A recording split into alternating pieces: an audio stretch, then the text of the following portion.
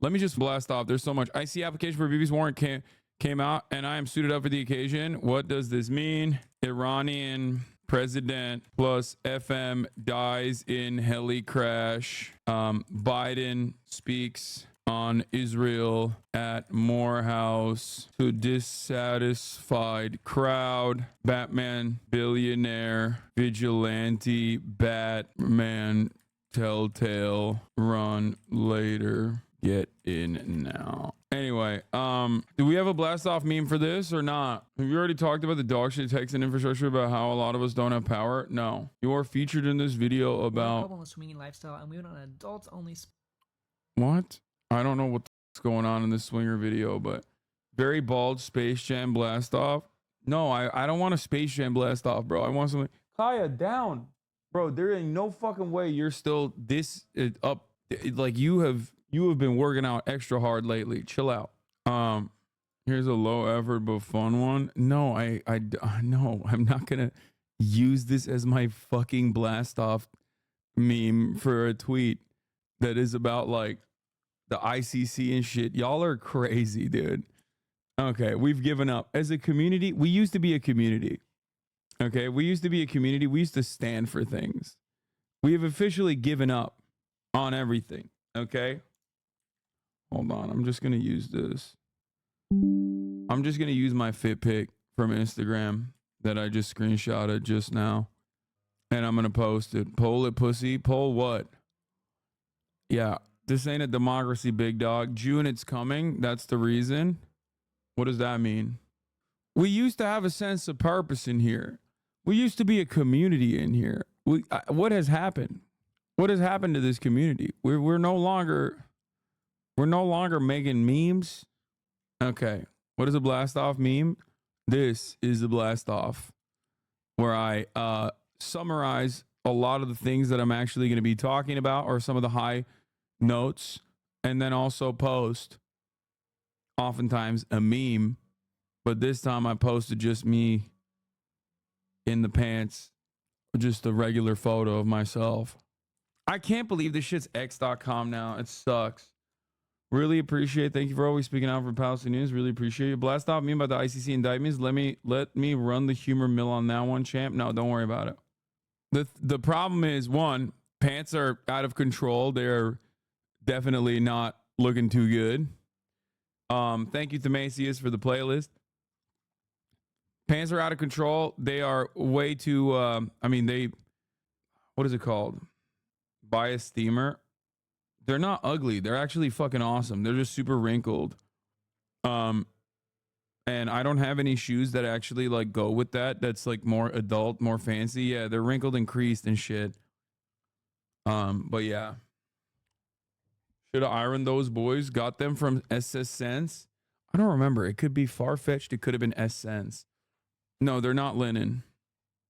Why the fuck are you wearing shoes inside? You don't have black shoes? I don't want to wear black shoes with this fit, bro. You have to go with this fit. I wouldn't go with black shoes. I would go with brown shoes normally, but I don't have any brown shoes. So I rock the Travis Scotts. You need brown loafers. Belt, bro. The belt is a part of the pants. My mom already sent me an Instagram screenshot of a post saying, surprise, surprise, the IC prosecutor's name is Karim Khan, and asked me, where is he from? When I told her Edinburgh, and that guy actually spent his career going after ISIL, she said, sure. As an Israeli Channel 14 today is going to be a gold mine with levels of Islamophobia unbeknownst to the laws of physics. Yeah, I think the fact that the dude's name is Karim Khan will immediately cause, you know, even some of the well-respected academics such as Benny Morris to be like, well, you know how they are. Remember when Benny Morris literally said you cannot trust a Syrian? What was it? Who was he talking about? I can't remember. I think it was like literally the person in charge of like human rights in the occupied Palestinian territories or something, and he was like, as you know, he is a Syrian. And you can never trust a Syrian. The mind of a Syrian is full of contradictions, very conniving. Yeah, during the debate with Norm. Not a Syrian, a Syrian. Anyway, I'm from Israel, and even I don't know how people feel like they hate Bibi but want to laser babies. Yeah, because they're like, Bibi is not lasering babies in the way that we would like to laser babies. They're like, Bibi, get the hostages out. Bibi, you fucking suck. Bibi, keep lasering the babies at the same time. And they're like giving him contradictory notes. You know what I mean? They're like, hey, Bibi. Some people are like, hey, Bibi, we want you to take over Gaza and make it more Israel. It's just they're all over the place, man. Would Derek Guy approve of your outfit is a question the community should be asking themselves. Well, considering that I have communicated with him on Twitter specifically about the brand that I'm currently wearing, and he actually is a big fan of it. As a matter of fact, I think I might have like seen the brand right around the same time that he was like promoting it as well, promoting its runway fits. He would probably appreciate it.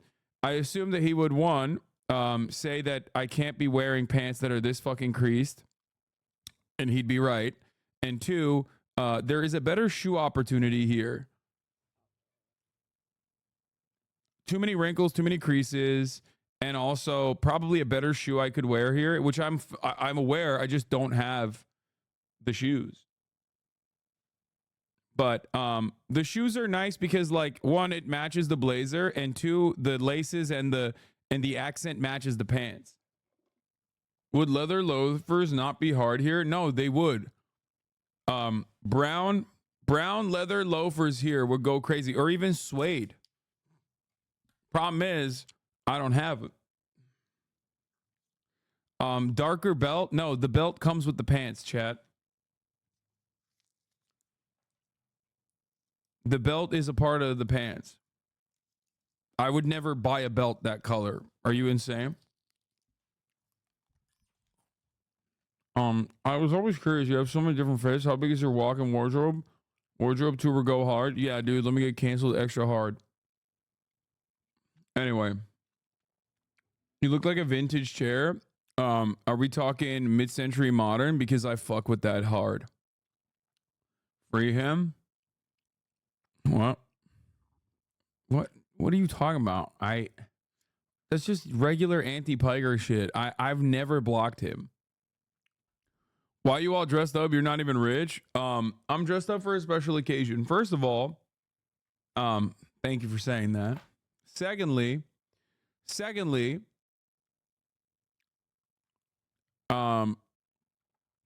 don't have to be rich to fucking dress up for important occasions.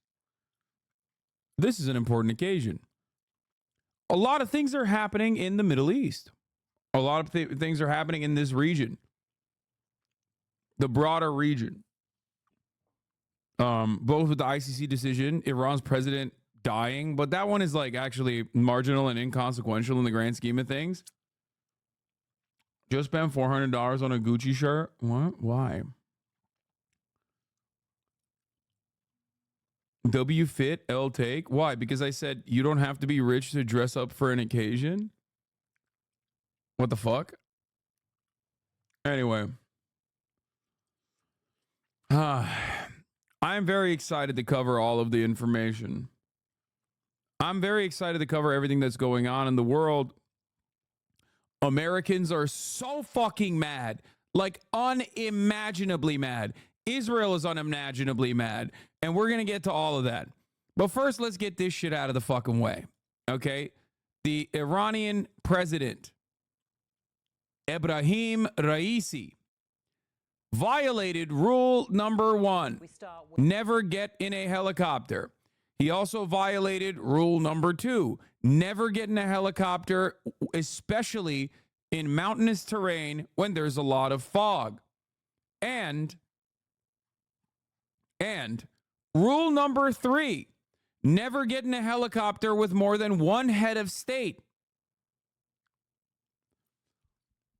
A major violation on all fronts occurred on Iran as the Iranian president and the foreign minister were traveling back from Azerbaijan on a helicopter in the middle of a fucking in the middle of like the densest fog I've ever seen personally, and they got destroyed. Not a head of state government official. Yeah, leadership role, whatever. Not a head of state, but a government official in a pretty important position of power. The foreign minister is a very important position of power, perhaps even more important than the president is. The president is a relatively, the president I would say in Iran is a relatively symbolic. It's not like he's like, I don't think people, it's a massive country. I don't think people like give a shit one way or the other. Like, there are certainly a lot of people who are celebrating his death because they hate him for understandable reasons. It would be like if Erdogan died, you know what I mean? And there are people who are mourning him, but not that many overall. But he is largely inconsequential. Foreign minister, on the other hand, is a much more consequential position, much more important position. And the fact that he died alongside the Iranian president is crazy to me. How the fuck were they on the same goddamn helicopter? I will never understand that. What are they doing over there in Iran? They are going bananas mode. No one gives a damn here, really, said Persian Duck. Yeah, I mean, I would not say that he is a particularly popular individual, considering the mass protests that occur in Iran with regular frequency, and also the unimaginable cruelty that is dished out towards said protesters in Iran, which the president was like a beacon of. They see him as like the guy who's responsible for all of this, even though, you know, everything is the Ayatollah, obviously. Come on, let's be real. But like, you know, he, as far as the domestic affairs goes, he's not exactly super popular. Yeah, there was a very small turnout where he won 70% of the vote or something, which is pretty funny. It's Iranian elections. Come on now, let's be for fucking real. Not a good guy. Yeah.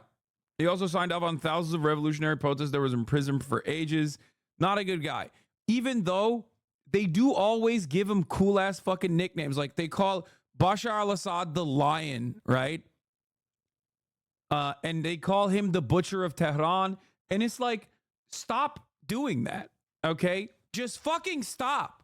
To me, it's like, this dude, if he doesn't have the fucking, if this dude doesn't have the bona fides, like, why are you giving him a sick ass name, dude? Like, they need to stop doing that. They need to stop giving motherfuckers like From Software boss names like, oh, dude, that's the Butcher of Tehran. I'm gonna be like, okay, that goes kind of hard. Assad means lion in Arabic, like literally. I mean, that's why that makes sense. That's why he's the Lion of Syria.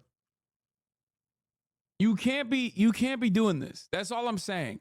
I think we need to give him like lame ass names. You know what I mean? If you want to like position yourself as a guy, here's a foreign policy tip. Okay? Here is the gay koala of Tehran would be way more like, it would neutralize him immediately. If you talked about his fucking, like, I don't know, his clerical skills being mid, then it's like, it's over. You did it. Ain't nobody is calling Ted Cruz the Butcher of Texas, okay? You want to know why? Because he's fucking Ted Cruz. He sucks. Ain't nobody's going around being like Marco Rubio. They call him sweaty, dude. They call him wet. That's what Trump called him. Like, think about that. Yeah, give him like a way lamer name, and all of a sudden the dynamic changes dramatically. This guy's like relatively inconsequential in the grand scheme of things in Iranian politics overall. And even then, when I hear like Butcher of Tehran, I'm like, shit, dude. The fuck? The fuck did he do?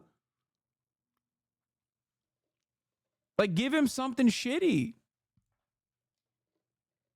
With breaking news from Iran, where state media says that President Raisi and the Foreign Minister Hossein Amir Abdollahian died when their helicopter crashed on Sunday. The wreckage has been located, and there.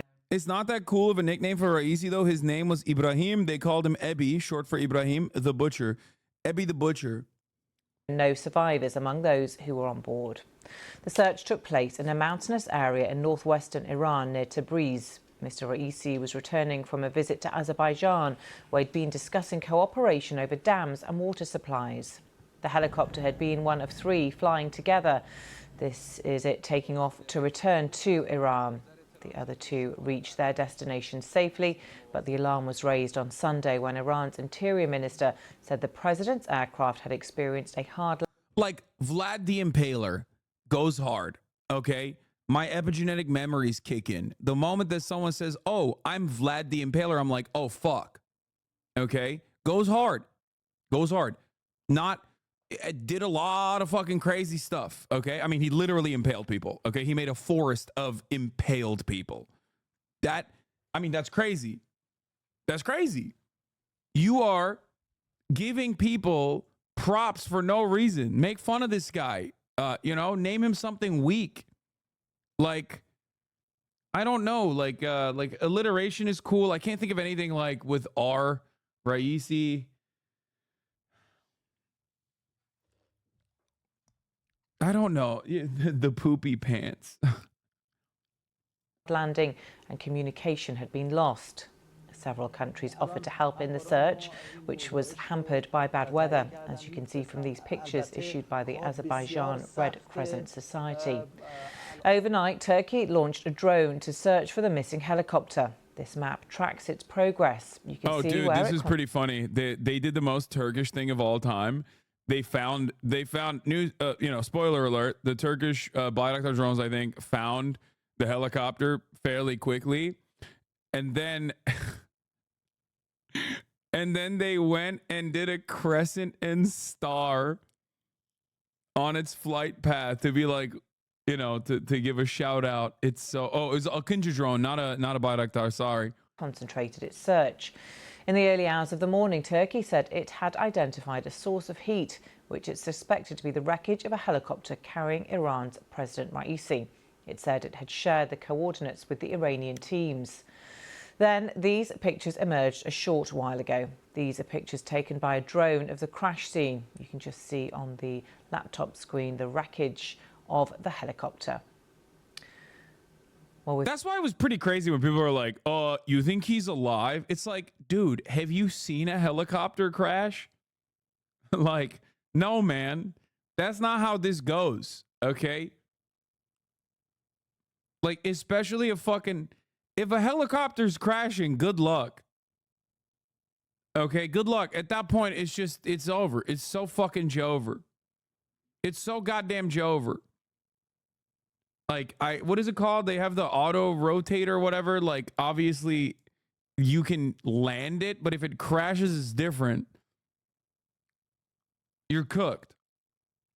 And I don't know how you can auto rotate in the midst of like dense fog, right? In a forest on the mountainside. Like, good luck. But yeah, here's what they did. Here's what the Turkish drones did. İran'da aramalara katılan Akıncı İHA Van Gölü üzerinde ay yıldız çizdi. How is there fog in the middle of the summer? What do you think, bro? They are in the mountains. There's fog every morning in Los Angeles in the middle of summer. Why is this genuinely a point of contention? Do you guys think, just come out and say it. Do you think like there's a Jewish weather control gun? Is that what you think is going on? Do you think Jews control the fog? Is that what it is? Like, what the fuck are we doing? What are we doing here? Like, it genuinely doesn't make sense to me at all. Yeah, Jewish fog machines caused the crash, dude. That's what happened.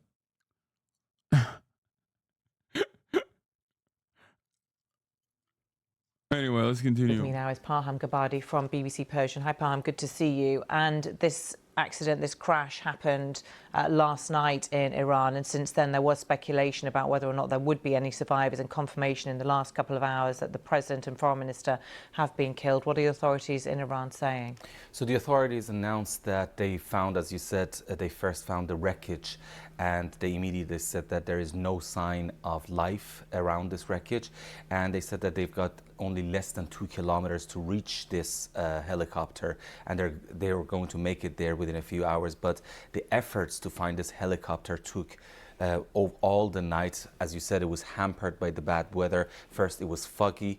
That is believed to be the reason for the crash, and then it turned into rainy weather, and over the night the temperature fell and it started snowing. But Iranian Red Crescent was not able to alone to find the president, so they asked help from the Blame the weather. Guys, it's a helicopter. Like, it's a helicopter flying through tricky terrain in incredibly dense fog. It literally does actually make sense. Okay? Like, there is, guys, this has happened to a very prominent figure by the name of Kobe Bryant. So it's not like, it's not that strange of an occurrence. Okay? Like, you should know. It was very heavily publicized at the time. It has happened before. Nobody's saying Jewish space lasers, but fog in the middle of the summer is sus. No, it's not. You're fucking stupid. I can't believe you're not joking. And I can't believe you're saying this seriously. What are you saying? No, it's not. It's not weird to have fog in the middle of summer, bro. What the fuck are you talking about? I just told you, literally this morning, there was fog in Los Angeles. Oh my God. And we're not even in like mountainous climate. They're up in the fucking mountains, bro. It was snowing too. In the middle of snow in the middle of summer? What's that? What? Like, depending on how fucking high you go. People that live in like Arkansas forget that, people live in other places around the planet where like weather conditions are very different. Certain YouTube debate bros are filling their timelines with straight up conspiracy theories, shaking my head. Wait, what do you mean? Who is like saying that this is legitimately like a conspiracy, a plot or something?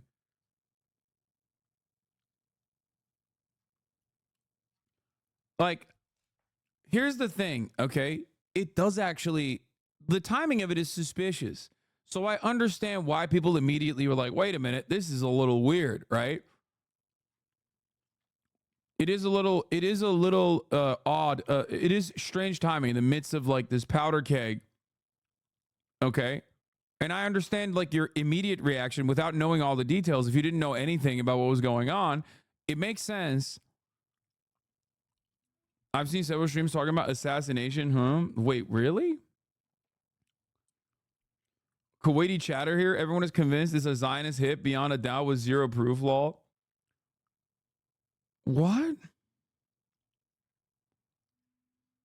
It's not a civilian helicopter. They could see this was Israel. My Marine vet told me that there is no chance the fog got to the pilot.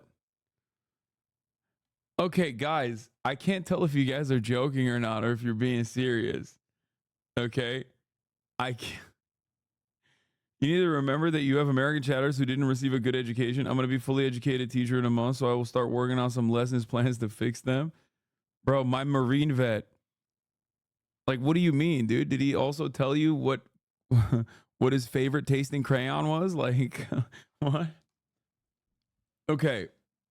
It's because thanks to a combination of TikTok brain and jokes being taken too far, so many leftists are like one bad day from being straight up QAnon. Like, guys.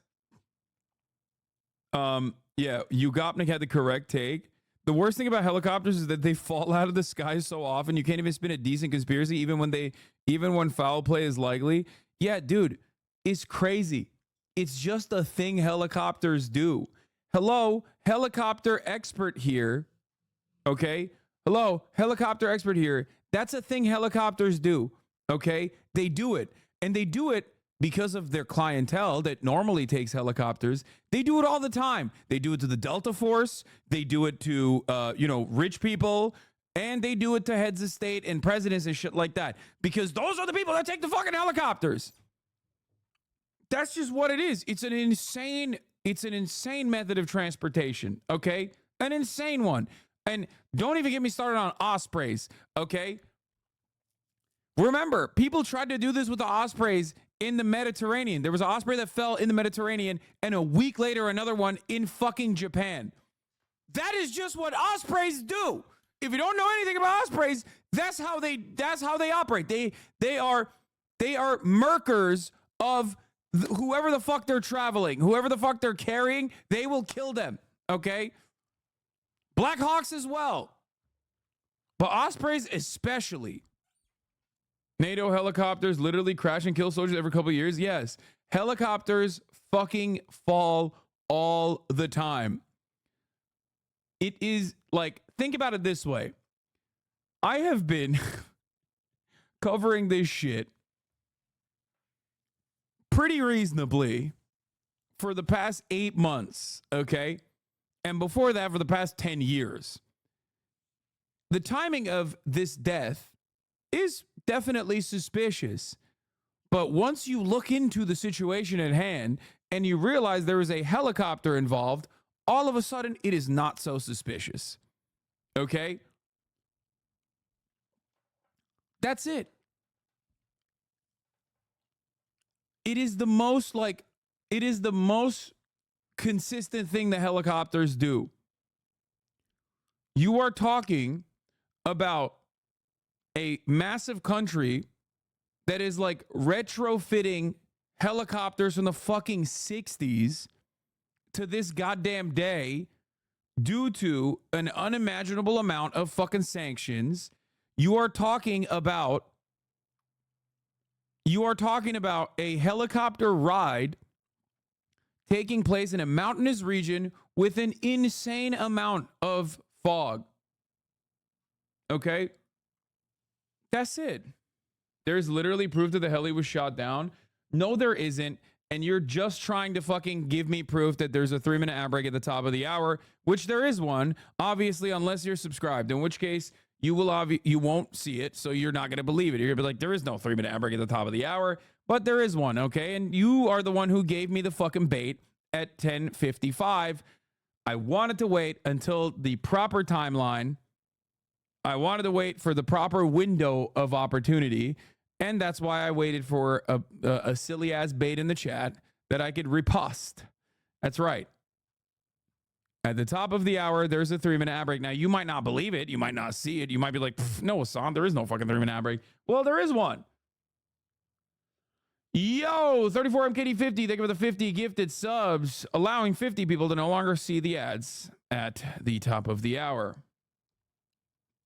I don't think Western media is prepared for this video. Walk this. Oh, I know what this video is. We'll see it. We'll watch it in a little bit. Anyway, imagine it ends up being an assassination, then shadows will come yapping like the Russian invasion take. No. You want to know why they won't do that? Because I'm not going against potentially the American State Department in that situation. Okay? And for the record, it doesn't even matter. Yeah, when I get something wrong in the other direction, in a direction where I'm like basically saying similar things that like the American government would be saying, which doesn't immediately mean it's wrong, mind you. Okay? No one is going to fucking criticize me if I'm wrong. That's precisely that you guys don't understand. Like, people that shill for the State Department get things wrong every fucking day. Literally. You just never hear about it because nobody questions it. You only get elevated to a higher place of prominence if you just repeat the State Department propaganda. In this circumstance, the reason why I'm bringing this up is because that's precisely the reason why like no one is going to turn around and be like, oh, dude, you fucked up on this. Especially because it doesn't even matter. Like I will await further confirmation, but as it stands, of course, that is the most reasonable narrative, the most reasonable assessment here. I don't know what exactly happened. I'm not fucking there, and there isn't enough information yet to make a full-blown conclusion. But as far as it stands, it is reasonable to assume that that this is an obvious like thing that happens to helicopters. I don't know how else to describe it other than just, it sounds so stupid when I say it like that, but like that's just a thing that helicopters do. I'm Iranian. My university is literally in the mountains. It's so fucking cold. It gets even colder in the north of Iran. Y'all, it is foggy even in the summer. Only slightly sus thing is that it was the only helicopter out of 3 helis that crashed. Also, the heli model was old as fuck. Likely a Bell 212 helicopter required before the Iranian Revolution. Your takes are accurate here. Yeah, it's like, bro, they're retrofitting fucking old ass parts on a goddamn helicopter from like the fucking 60s and shit. And people are like, I can't believe this helicopter fell. It's like, dude, I'm shocked that the helicopter was standing before this moment. I'm more shocked that they even use these fucking copters. Yeah, I mean, look at the fucking environment, dude. Look at this. Are you kidding me? Are you kidding me? بینندگان عزیز سلام عرض میکنم. همونطور که مشاهده میکنین بنده الان دقیقاً جایی هستم که بالگرد حامل آقای رئیس جمهور و همراهانشون Like, look. This is like 10 hours, 12 hours, 14 hours, 15 hours after the crash too. در اینجا دچار سانحه شده. همونطور که میدونین دیروز بعد از افتتاح Incredibly sus timing, but when I learned about the sanctions on their maintenance, it made a lot more sense. Yes, everything in fucking Iran is sanctioned to the shit. There's a reason why that's not like a military fucking... I mean, normally, I would assume heads of state would take military vehicles, right? That is like... I think that's literally a fucking copy of like a military Huey, and it's not actually... It's just like a civilian version of it. And even on top of that, they're like... you know, they have like shitty ass parts on them. And even if they had literally the best parts, even if it was the best modern greatest fucking helicopter of all time, they still crash regularly. Like, chatters, you can't even make out the people that are literally like a couple meters away. Okay, in broad daylight. I'm sorry, but if you think that a fucking expert pilot is going to be able to navigate through this this fog, which especially if it's worse, because I think it was literally worse than this at the time when they were flying, it's, you know, GG's. Like, what are we talking about here? قزغلسی که داشتن می اومدن تبریز در همین منطقه در جنگل‌های ارسباران به خاطر اینکه هوا مه‌آلود بوده بارش باران داشتیم اینجا دچار سانحه شده و هم اینجایی که مشاهده می‌کنید پیکرهای هواپیما اینجا هستن. از دیروز عملیات امداد و نجات از وقتی که این حادثه اتفاق افتاده انجام شده. نیروهای سپاه، بسیج، نیروی انتظامی، ارتش همه دست به دست هم دادن و مردم این منطقه رو عرض کنم که شبانه روز نخوابیدن در کنار این نیروها بودن. Yeah, I mean, I suspect the sanctions played a big role in this. Washington Post, Iran, hampered by sanctions from getting parts and maintenance materials for government aircraft, has suffered several high-profile helicopter crashes in recent years. U.S. sanctions have caused helicopter crashes in Iran. Not sure if that's the case with Raisi's crash, but another reminder that sanctions, which sound benign, are a form of violence. Like, that's it. It's just, that makes infinitely more sense, in my opinion, than like, a potential Jewish weather machine, okay, that caused instant fog, or I don't know, like some other kind of space laser or some shit. Like, no, it's definitely just, you know, the regular old shit. It's just what happens to fucking helicopters in general. But a Jewish weather machine sounds way cooler. That is true. It does sound cooler. Remember, you said they built their economy on sanctions. Why couldn't they build up some maintenance? Brother, there are obviously still going to be issues. Like, the helicopters still fly, but yeah, it's just not going to be as good. Anyway, yeah, where's the Iranian Tim Pool when you need him to be like, listen, I am telling you, bro, DAI. Has anyone looked into whether or not the plane of the helicopter is a woman? You have woman pilots. DEI pilot, bro. It must have been a Kurd who was flying the...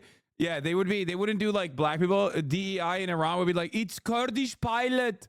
You cannot let the Kurd fly the helicopter. You are letting Kurdish woman fly the helicopter. This is what happens.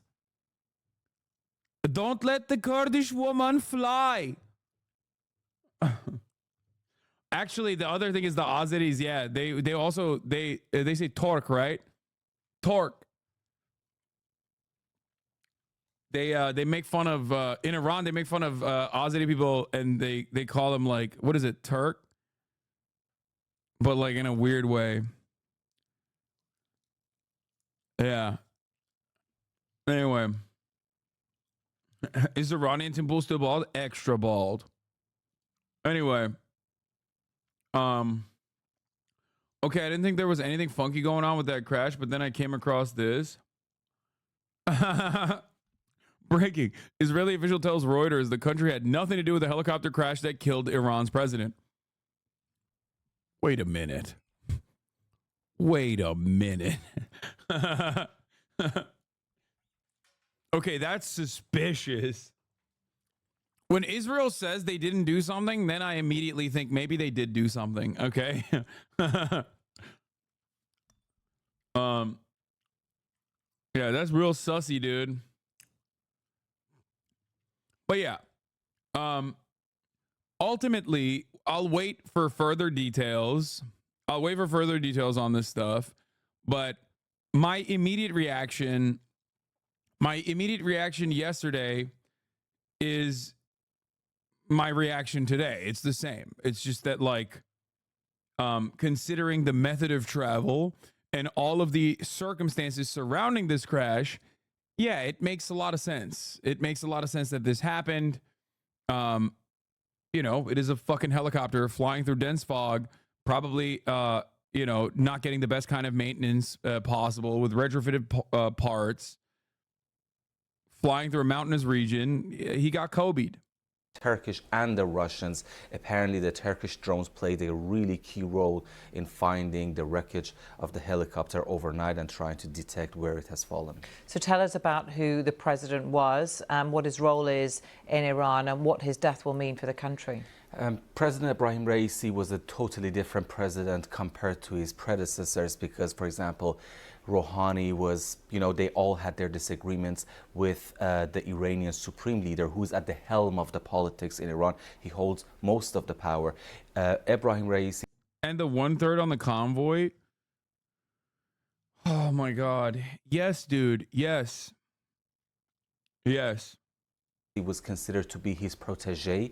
He was a yes man. He did not. Democracy Now! Guest earlier was talking about it. If it is in fact Mossad or CIA, Iran will run the weather angle for optics. Had any disagreements with the Iranian president. So, and his presidency is one of the most short-lived presidencies. He did not even make it to the third year.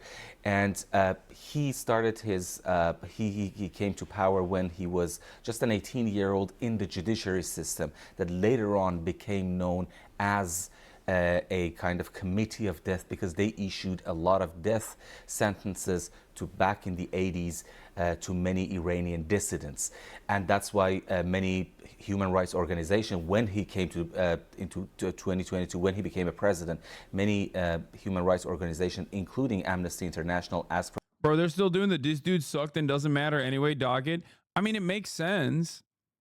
He kind of did. It's not the fucking Ayatollah, you know what I mean? So it doesn't really matter.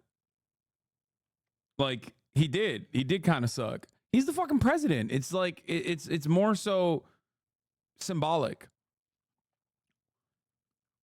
Like, the parts where he exercises power were mostly bad, all bad, honestly.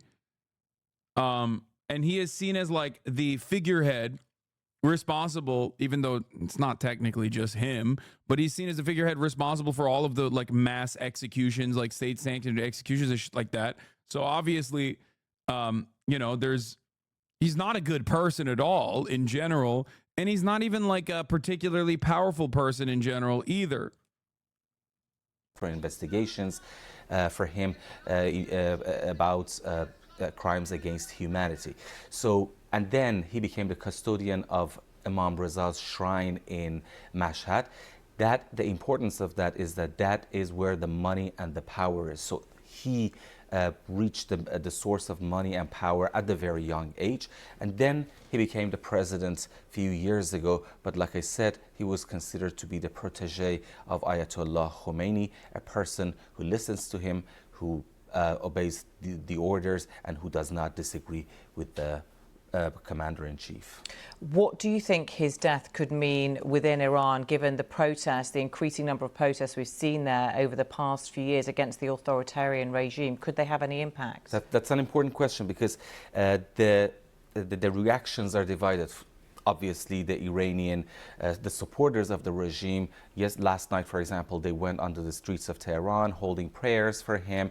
But those are the people who support the regime, and that is the tiny minority. And how do we know that? Because just a week ago, there was an election in Iran, a parliamentary election, and some of the candidates got it to the parliament with only 3% of the votes. That is how unpopular the regime has become.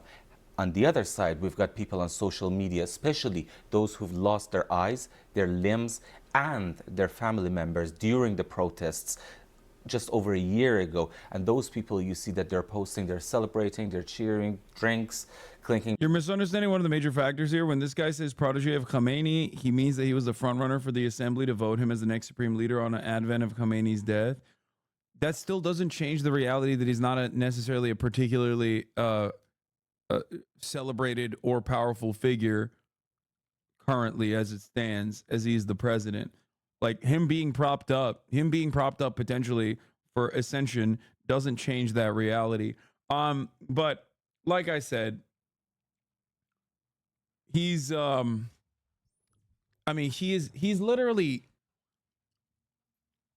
he is one, not even like potentially celebrated on his own. Like he's not even as far as I understand, there are obviously regime enjoyers in Iran, and it's not an insignificant number. And then there are people who are incredibly fucking anti-regime.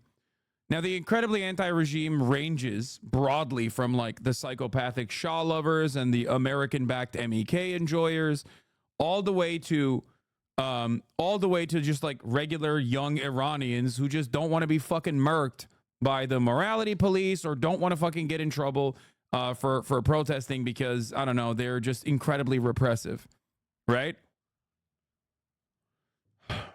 Overall, this guy's base of support is just people who are some of the regime enjoyers. That's it. Still fucks up the bag, though. The supreme leader's old as fuck himself. This helicopter crash killed off the second and third in line. Imagine if the VP and like the part that is not being talked about that I think is more significant is the foreign minister. Like that is a actually important position, and that is a person with a lot of fucking influence, a lot of geopolitical influence, and they're rarely even covering it. Everyone's talking about the fucking president, and like no one gives a shit about the president. And obviously the people don't personally give a shit about the foreign minister, but those in positions of power in Iran do. Okay, because that is the person that is making decisions. That is the person that is like directly talking to the Ayatollah. That is the person that is playing a formative role in Iranian politics in the region. And that actually is shocking. It's shocking for multiple different reasons. The fact that they are all on the same fucking helicopter. What the hell is going on? Who does that? That is so stupid. Like actually stupid as fuck. But regardless, you don't understand Hasanabi? They were besties? Yeah, this makes no sense. Yeah, I would expect this kind of behavior from the Polish, not from the Iranians. You know what I mean? We're talking like 1,000-year empire. What the fuck? That's crazy. I mean, Iranians have fallen off. Okay, that's all I'm gonna say. This is Polish activity, straight up. Putting fucking multiple leaders in the same helicopter and flying the helicopter through dense fog. No, that's like if Poland does that, I'm like, that's normal. They have one helicopter for the whole fucking state. Who the fuck does that in Iran? Anyway, the turnout for this last election was the lowest since the revolution. 73% to 43% from 2017 to 2021. Yeah. Anyway, let's drinks, continue. celebrating his death on social media. So these are the two different reactions to his death so far. The president and the foreign minister killed in this helicopter crash. Given that Iranian proxies are operating all over the Middle East, not least, of course, Hamas in Gaza, Hezbollah in Lebanon, the Houthis in Yemen, and you have made clear that it is the Ayatollah, the supreme leader, who is the key decision maker. But what impact do you think, if any, their deaths could have on the regional conflict? Minimal, apparently minimal impact, because like I said, the commander-in-chief is Ayatollah Khamenei. He's the one who even chooses, almost recommends, as they say, the foreign minister. So those are usually the proxies that you mentioned are controlled by Iran's Revolutionary Guard. And that is a totally different branch controlled by Ayatollah Khamenei. And the president has no role in that. And it's important to understand also that the difference between President Raisi and his predecessors was that he almost turned presidency into a ceremonial role. And he did not exert any power, he did not disagree.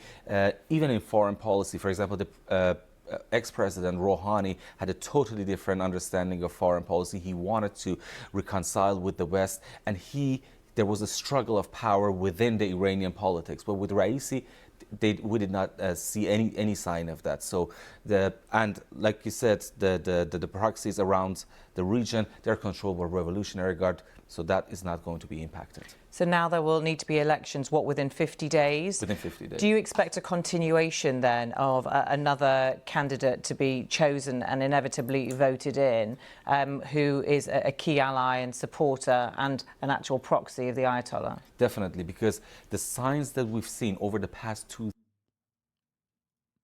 It's a joke, man. It's also a joke because, like, Polish Redditors get extra mad about it.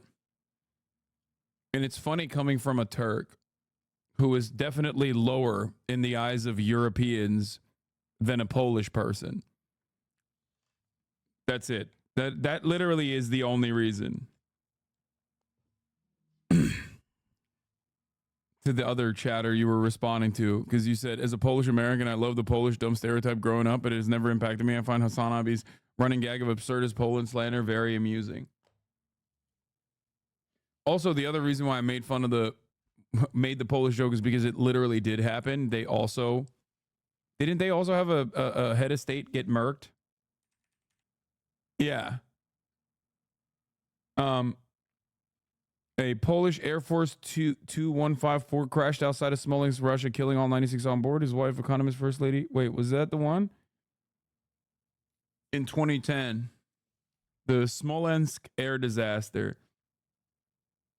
Any Pole mad should just mention the winged hussars and Vienna. True. That's also the other reason. Yeah, they literally, remember what I said? It's crazy to fucking pack an entire fucking flying thing with multiple leaders of a state. Poland literally did that in 2010. Like, they did that. Anyway, but yeah, the winged hussars and stopping the Ottomans at the gates of Vienna is something that I will never forgive, nor will I ever forget. And that is also part of the reason why I always do anti-Polish jokes as well. Y'all fucked up on that one. I'm just saying, dude. Y'all fucked up on that one. 3 years is that Iran has a body that they have to approve all the candidates, and that body has been disqualifying all the candidates for the presidency and also for the parliament. So it shows that Iranian Supreme Leader Ayatollah Khamenei, most of the analysts believe that he's preparing the ground for the transition after his death to the next Supreme Leader. We do not know who that person might be, but we know that he's preparing the ground for that transition. And for that transition to happen smoothly, they need a person who is completely loyal and faithful to the commander-in-chief. Okay, Parham, thank you. I'm Iranian, and do you know how many people he personally killed? Probably a lot, I suspect. They're calling him the Butcher of Tehran, so I feel like you don't get a nickname like that for not killing a shit ton of fucking protesters. Like, loads. No, he was a meat seller. No, that's Erdogan, and that's not even meat. He sells watermelons. Yeah. Honestly, unironically, that's why I think there's a minor chance it could be an inside job in order from Khamenei rather than a foreign entity, but I still don't know. I don't put it below them to be that dumb and pull off Polish. Yeah, no, it's just like these things do happen. Like I said, I understand why people would be like a little bit suspicious given the timing of it all, but like once you look into the details, it kind of clears up any confusion that you might have. Bro, that guy is an Iranian. He lied and you took it for granted. Zionist motherfucker fooled us. Wait, what? No, wait, hello? I don't give a shit about what that guy is saying. It is correct that he is seen as like the symbolic figurehead of resisting against like the government suppression against like a protest in Iran. What the fuck? That part is definitely true. It's also true that there's definitely a lot of people who are celebrating, even in Iran, his death. And certainly outside of Iran, because they, the diaspora Iranians usually are not exactly too fond of Iran at all. But ultimately, even like you have to look, it's a massive country. There's a million different opinions. And the way I look at situations like this, the way I try to analyze this stuff from the outside is I will look at who is celebrating, like how big of a population is like celebrating his demise and how big of a population is actually riding for him. And it doesn't seem like anyone was individually riding for him, but instead, the people that are mourning because they're regime enjoyers rather than like, Ebby fans themselves.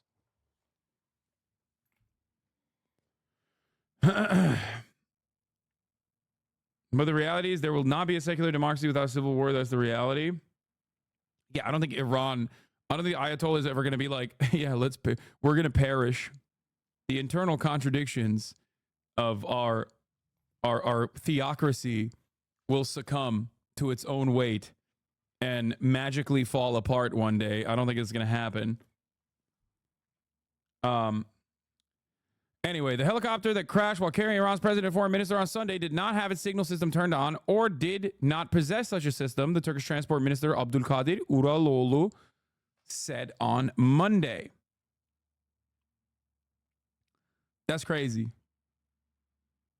His nickname comes from his time on the court in the 80s, sentencing dissidents to torture/death. I'm a Kurd Iranian, and your opinions on Iran are true and very good. Did you like the bit where I did the Tim Pool? Where I put the Tim Pool beanie on and said it's DEI. Israel's rescue services were joking about it. Bro, they should be... Don't worry, we're on our way. Yeah, they shouldn't be making these jokes because they really fucked up the recovery process after October 7.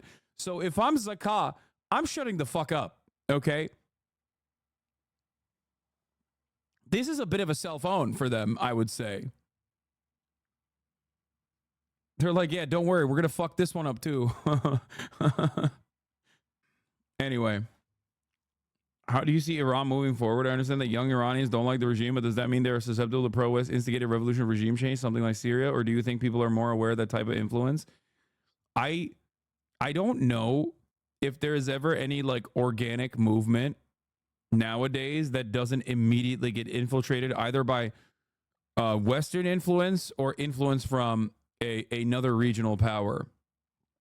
Like this happened in Ukraine. It happened, like it always starts off. Vincent Bevins, who is a phenomenal journalist and a writer, wrote a book specifically about this. Not he's famous for the Jakarta method, but his new book that came out in 2023 was called If We Burn, and it specifically details If We Burn, the mass protest decade and the missing revolution. If We Burn basically details through his own personal experiences in, I believe, Brazil, when he was watching here it is. The title is a reference to the Hong Kong protests, which quoted the Hunger Games line, "If we burn, you burn with us." The book begins by tracing the history of left-wing activism from the end of the October Revolution through the New Left into the present day. In particular, it traces the history of vanguardism and left-wing movement politics and the shift towards distributed horizontal structures and mass protest movements in the early 20th century. And the final chapter assesses the problems with horizontally structured movements in the 2010s and observes the lack of central leadership, enabled media misrepresentation of movement interests, which subsequently diffused and dissipated the energy and efficacy of the movements. This is precisely the reason why I have been very proud of the way in which the student protests, student-led protests in America against the apartheid regime in Israel and the genocide that Israel is conducting in Gaza have been so incredibly well organized. And I have paid special attention to that and talked about it quite a bit, because a lot of these decentralized protest movements that occur because people are just like fucking angry, there's a lot of volatility, oftentimes get so easily co-opted by so easily bastardized. The media does their very best to basically turn around and say, no, these guys actually are personally fucking bad guys. They're like, they take advantage of the lack of messaging discipline. This was a main problem in the Arab Spring. Exactly. That's precisely what I'm talking about, though. Like Euromaidan, every single one of these protests start off with young activists genuinely angry,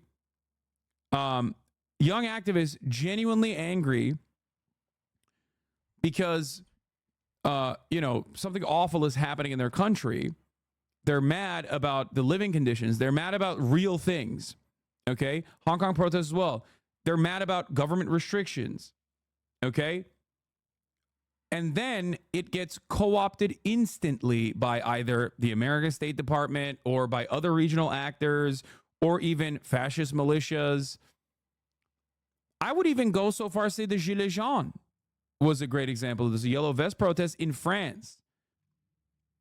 Very real reason for hostility that, without specific centralization, turns into a protest movement about a multitude of different issues that completely is directionless.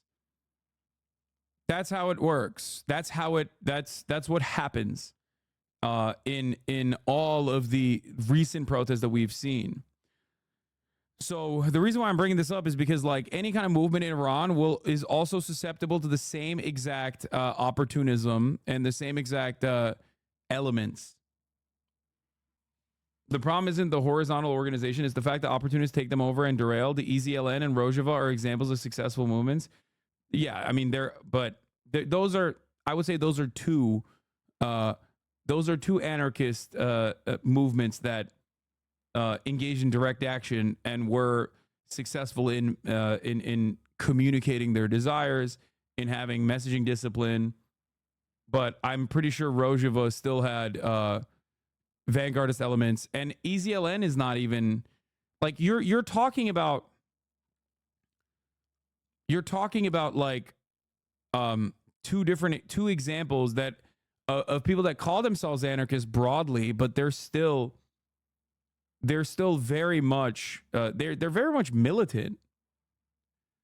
No one in Rojava would call it anarchist, nor EZLN. What are you talking about? The Zapatistas are absolutely they're anarcho communists.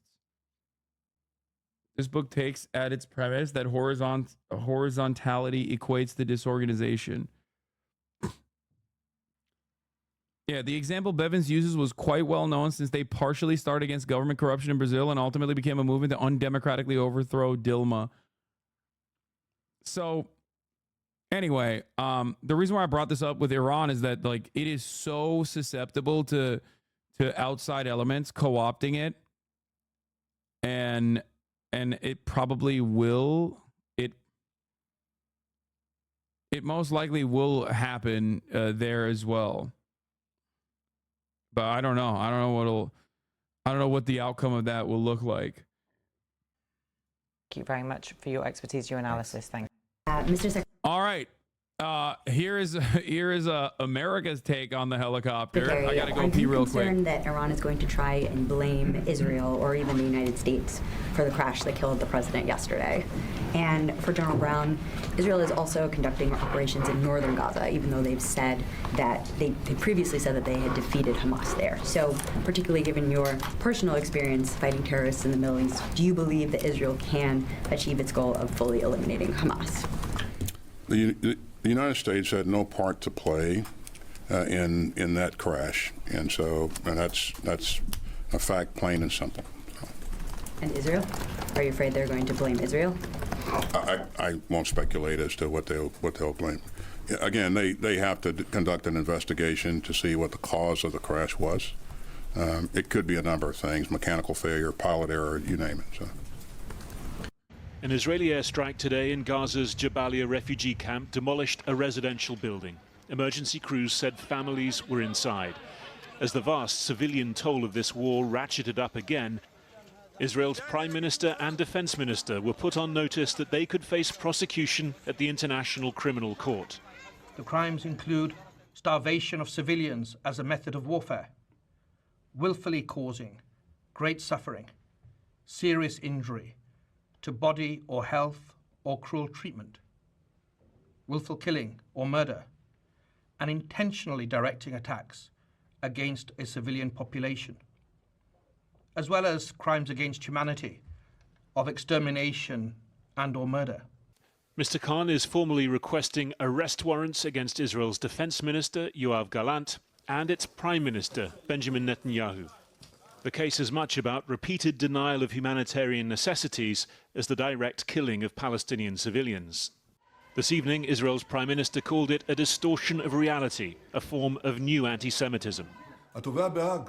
Prosecutor in The Hague, with what audacity do you dare compare the monsters of Hamas to the soldiers of the IDF, the most moral army in the world? With what audacity do you compare Hamas, that murdered, burned, butchered, raped and kidnapped our brothers and sisters, and the IDF soldiers who...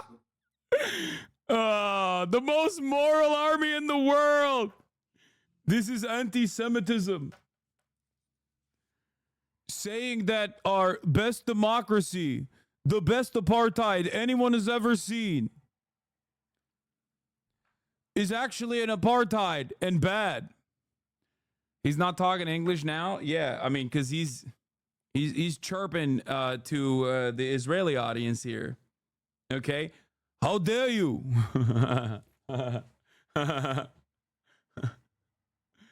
Oh, it's so good. God, I love this so much. This is why I suited up and booted up, baby. Whoo!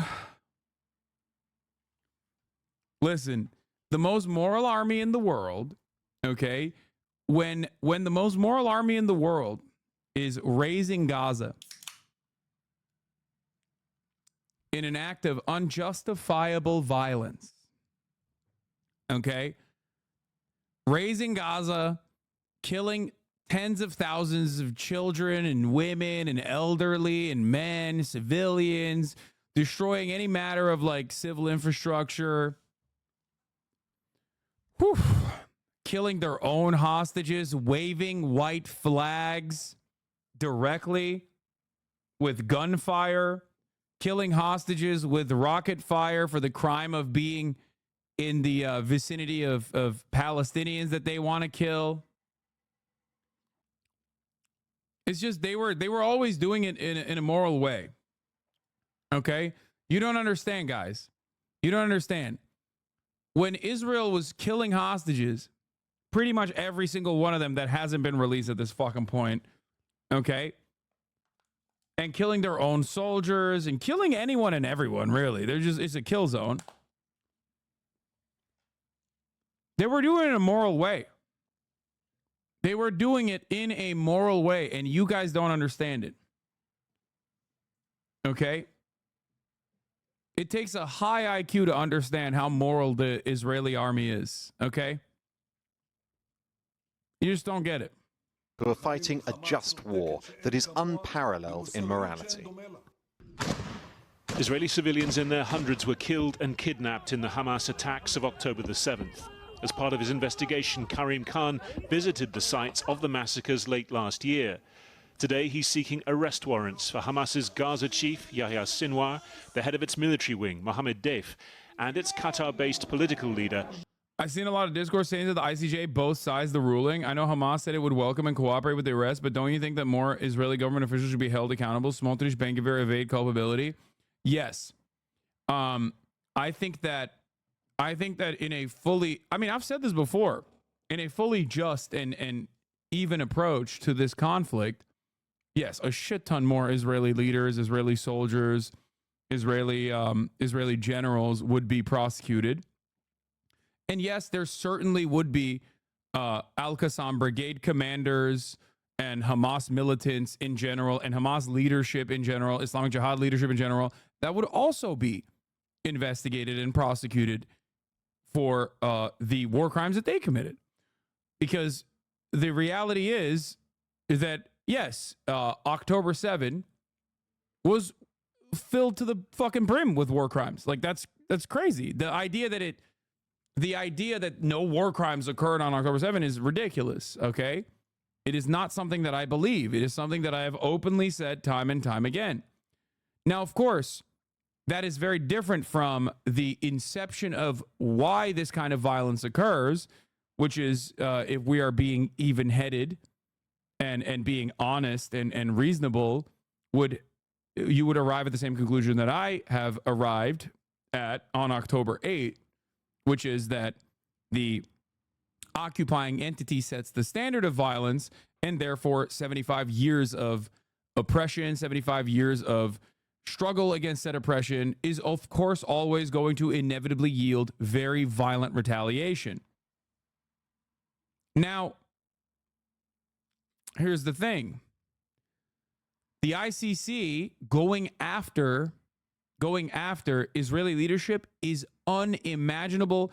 I cannot think of a single fucking instance in the history of the ICC or the ICJ as well, but certainly in the ICC, where someone who is an active collaborator with the American government, that is getting political cover from the American government, that has ever been prosecuted like this, that has ever had even an application for their arrest warrants, ever.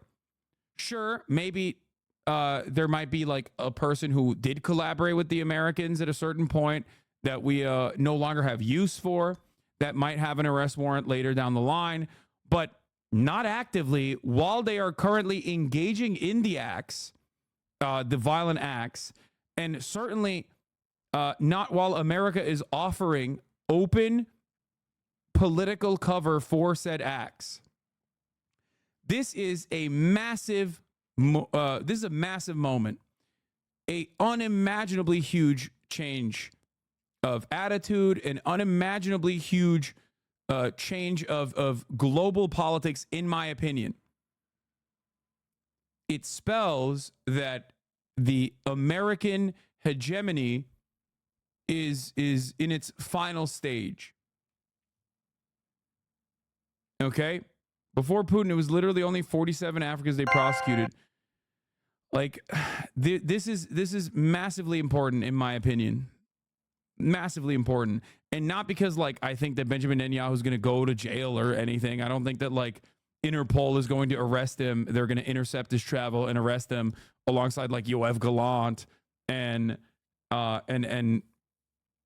you know, prosecute him and he's going to go to jail or some shit. I don't believe that at all. I do not personally believe that that is going to happen. I do, however, think that, like I said, the not to be too much of an optics guy, but I do believe that the optics of this situation spells trouble for the American State Department. Like, they have to see the writing on the wall. It will also massively impact Israel's ability to conduct diplomacy if the arrest warrants are issued, as they won't be able to travel to Rome Statute signatory nations. The U.S. isn't a signatory. However, if they are voted out, the next Israeli leadership won't likely be affected. Yeah. This is something that I brought up. You talk This is something that I brought up literally like on October 10, okay? It goes back to Zionist arrogance. It goes back to Zionist entitlement. And it goes back to all of the violence that is happening as a consequence of those opinions, as a consequence of that mentality, that fascist mentality running rampant through every aspect of Israeli governance. Okay? This has created, and this is not just me saying this, okay? I'm some random dickhead Twitch streamer. Make no mistake. There are people in the American State Department whose only interest is not like saving Palestinian lives by any means. Like they don't give a shit about that at all. But whose only interest is the continuation of American empire, who also saw this reality. That if they continue without any restraint whatsoever, giving the go-ahead to Israel, that this would actually shake the standing and the confidence that the international community has in America's control, America's global dominance and America's control. That's what's happening here. Okay? What you are watching right now, what is unfolding in front of our eyes, is a very serious change in attitude and in enforcement. Think about that. Israeli Foreign Minister Katz asked AIPAC leaders to work with Congress against the ICC decision. See? Open foreign interference in American domestic affairs, American foreign policy. Bibi and Galan are the only targets because, one, people like the Chief of Staff Herzi Halevi and Shin Bet head Ronan Bar have already announced their retirement. Two, Ben-Gvir and Smotrich are not in the war cabinet, only on the National Security Cabinet, which influences the war less directly. And three, Gantz, who is in the war cabinet, it just isn't as inflammatory and is considered an alternative. It's America's guy, by the way. That's the other thing. Benny Gantz, who is a war criminal as well for prior incursions and prior sieges, war crimes that he actually flexed when he was running against Benjamin Netanyahu, mind you, is America's guy in the room. They want Benny Gantz to be the new liberal Zionist that will lead the apartheid and will manufacture consent and basically massage the narrative so that it's easier for all of our mainstream outlets to continue running the same exact propaganda for Israel. Benny Gantz is also announcing that he'll leave the government if a no day after plan passes till June 8th. It's all political, but that's it. Yes. Does Invade the Hague Act apply to Israel too? What is this? Stream on X. Perhaps there's some video game streams in there. I'm going to say, yes. The pussy in bio website. It's not a parody account. This is actually his account. Let's continue. Ismail Haniyeh. There are reasonable grounds to believe that these three Hamas leaders are criminally responsible for the killing of Israeli civilians in attacks perpetrated by Hamas and other armed groups on the 7th. Can I just say once again, bald men reign supreme. Bald men on top again. I hate to be that guy, but honestly, bald men strike, and they strike pretty fucking hard. Okay. 7th of October, 2023. Look at how serious they are. By the way, this goes kind of hard. I have to admit. This goes kind of hard. They're like, very disappointed in the way that Israel has conducted itself. Very disappointing. Should have quote tweeted this. What happens on Twitch? Nah, I don't want it. Bald's not bothered by the tribulations of hairstyles. Giga Haas, more brain power. True. the taking of hostages, and the other crimes alleged in our applications. Those other crimes, he said, included horrendous sexual violence, including rape. Hamas denounced the decision, saying the prosecutor was equating the victim with the executioner. When Vladimir Putin was hit with an ICC arrest warrant over Ukraine, it immediately meant travel to any signatory to the Rome Statute. China, not one of them, risked possible arrest. For now, no such risk for Benjamin Netanyahu, at least not until a panel of judges rules on the prosecutor's request. Britain, an ICC member, has called the move unhelpful. President Biden has labelled it outrageous. Legal experts say a decision on the warrants could come within weeks. Well, I'm joined now by the barrister Toby Cadman, who specialises in international criminal and human rights law. There's an argument over whether the ICC has jurisdiction here. The Americans, Israelis and Britain are saying they don't. How does it have jurisdiction when Israel isn't a signatory and Palestine isn't a state? Well, first of all, one of the things that we've heard today is there was the report by the panel of experts, and one of the things that they've looked at very, very carefully is the question of jurisdiction. Very clearly declares that Palestine is a state for the purpose of the Rome Statute of the International Criminal Court, and has stated that the attacks in Gaza, which Karim Khan has referred to as a complete siege of Gaza, is part of an international armed conflict, and the attacks by Hamas in Israel. Oh shit! CNN interviewed him. Oh my God, Christian Amanpour. What is happening right now? Are part of a non. There are decades where nothing happens, and then there are weeks where decades happen. International armed conflict. But if we look at, I hope I'm not like hyping this up too much. Okay. Among 124 countries, Germany is a signatory to the Rome Statute. Would they arrest Bibi? Are they obliged to?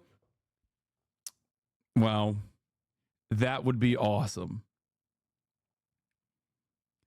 What makes it even funnier is that the bald guy was Israel's choice to be the lead, to be the head prosecutor. America also petitioned for him to be the head prosecutor. So they can say that even though Palestine isn't an internationally recognized state, for the purposes of the court, it is. That's going to sound odd to people.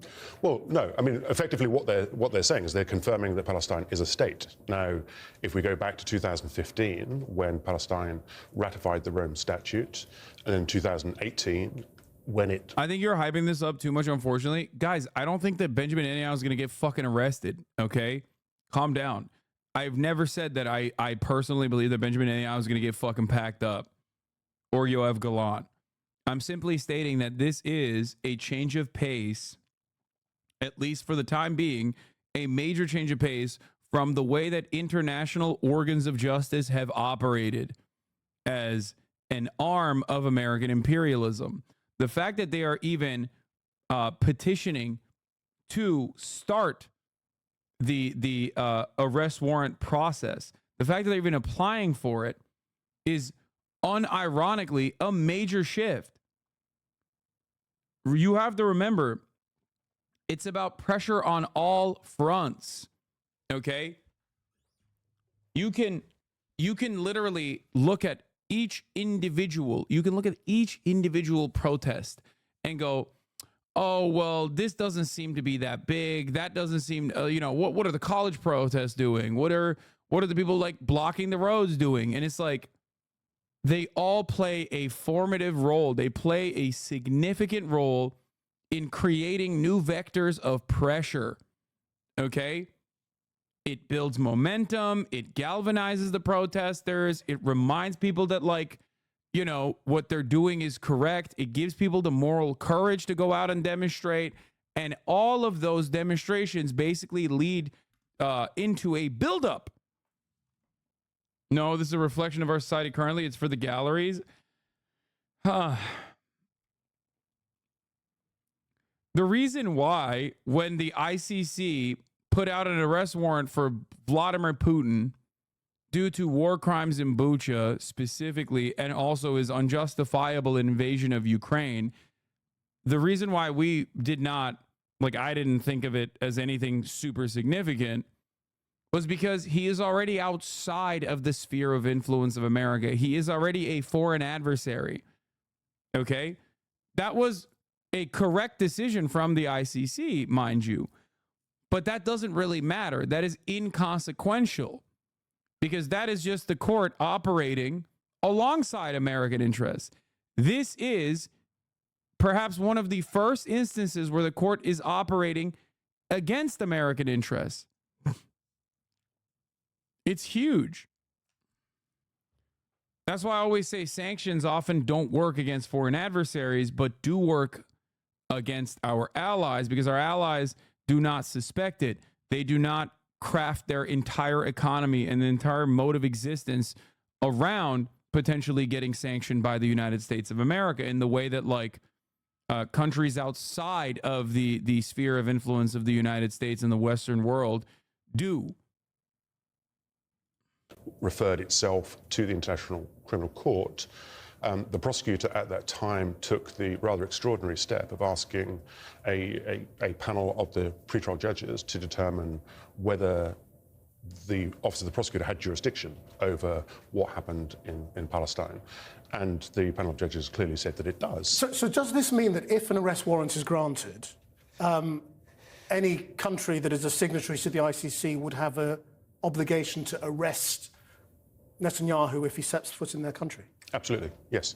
It's very clearly what it means. So this could massively restrict his ability to act as an international leader? It could and it should, yes.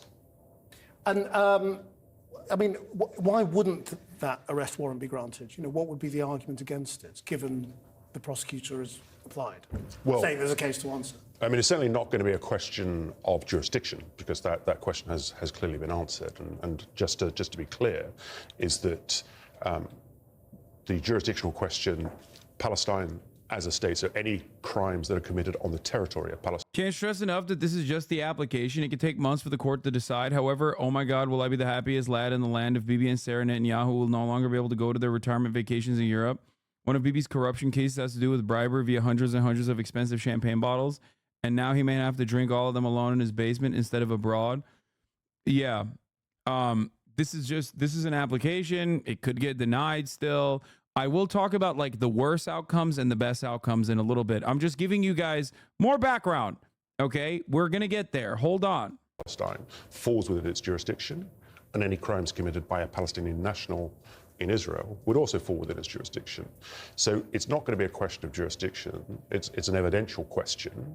And certainly what we've seen so far, what has been said by Karim Khan today, and what we've been seeing for the last few months, very clearly, there is a very strong evidential basis. This is not both sizing it, robber guy, man. That you are susceptible to the right-wing framing on the issue if you think this is both sizing it. I know I've seen a lot of people criticize the ICC decision here for also putting Palestinian resistance group leaders in the application in and of itself. The reality of the matter is there were war crimes committed. Sure, in an act of resistance against an apartheid state ultimately, but war crimes nonetheless. In order for an international organ of justice to truly remain impartial in this process, they are of course going to do this as well, especially because they are, in my opinion, right now going on a tightrope. But this goes back to another really scary potential scenario that I have in my mind, which I will talk about in a little bit. Just wait. For those arrest warrants to be granted. I mean, we have seen in the past arrest warrants not being enforced by South Africa, most recently. So does this end up being any more than grandstanding if nobody arrests them? Well, I wouldn't say that it's grandstanding. Of course, what Karim Khan has done, and again, he's taken the rather extraordinary step of making this public now, which is something he didn't do with the Putin arrest warrant. But of course, I think it's crazy they wouldn't. The prosecutor himself said he would undermine the entire process and institution if they were selective in its applications, especially given the war crimes on October 7. Yes. Like, resistance leaders call them terrorists. Well, what are you talking about? I'm not considering Israel to be resistance leaders. Israel are the terrorists in this situation. Just like I called the top of your ad break. Fuck. God damn it. Oh, no. Okay. Fuck you. Damn it. God damn it. You got me. You got me with a double bait, too. You got me in a double bind, you fucking piece of shit. Calm Like a Tom, thank you for the 20 gifted subs. Allowing 20 people to resist against the top of the hour ad break. Fuck. Echoplex, thank you for the 5 gifted subs.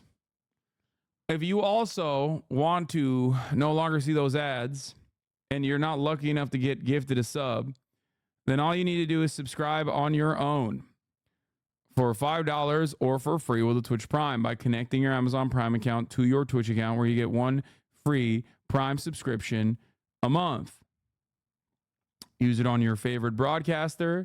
Hopefully that is me. Here is the 3-minute ad break now. Kami Cole, thank you for the 10 gifted subs. Is the scary outcome that the entire Western world throws out the idea that ICC and UN altogether, completely illegitimating the institution, because that's all I see happening from at least US, UK, and Germany? No, that's not the scary outcome. No, I don't. If the ICC doesn't actually move forward with this prosecution, they're already an illegitimate entity anyway. They are not doing what they're supposed to, which is prosecute war criminals for their war crimes. So obviously, it doesn't fucking matter. Now, what you need to understand here, and I know we're going to talk about Lindsey Graham chirping too. God, it's so sweet.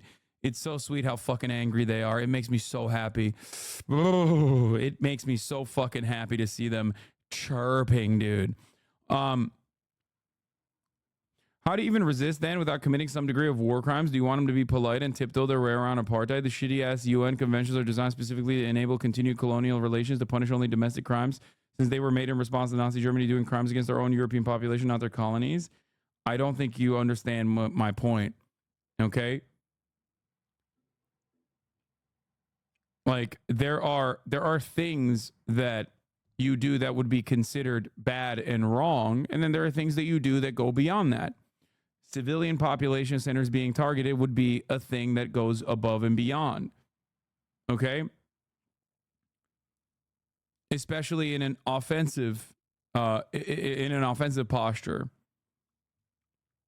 I understand I understand the animosity that people feel towards the ICC for this moment, in this specific moment, but like, there are certain things that you are not allowed to do. It can actually move the conversation in a positive direction ultimately, but it still doesn't change the reality that there are actions that are ultimately unacceptable being taken by resistance groups. Anyway, I will get to all of this in a second. Let me just finish this, please. I beg of you. He's hopeful, as we've heard from him today, that this will have more of a preventative effect to prevent further crimes from being committed. We've also heard from Netanyahu, and we've been listening to Israeli leaders with this rhetoric over the past few weeks that nothing will stop them. But of course, what it does mean is that... Why doesn't your title also point out the ICC is also pursuing Hamas? Because that's not a very interesting part of this conversation.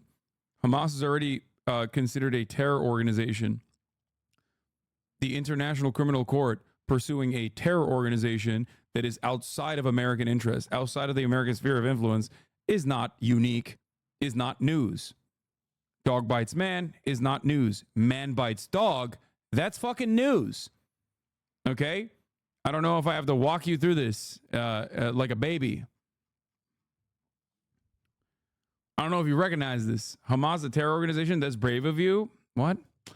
Oh God, why do all the fucking Redditors have this exact same way of like typing? And they're just like, Hamas, a terror organization? That's brave of you.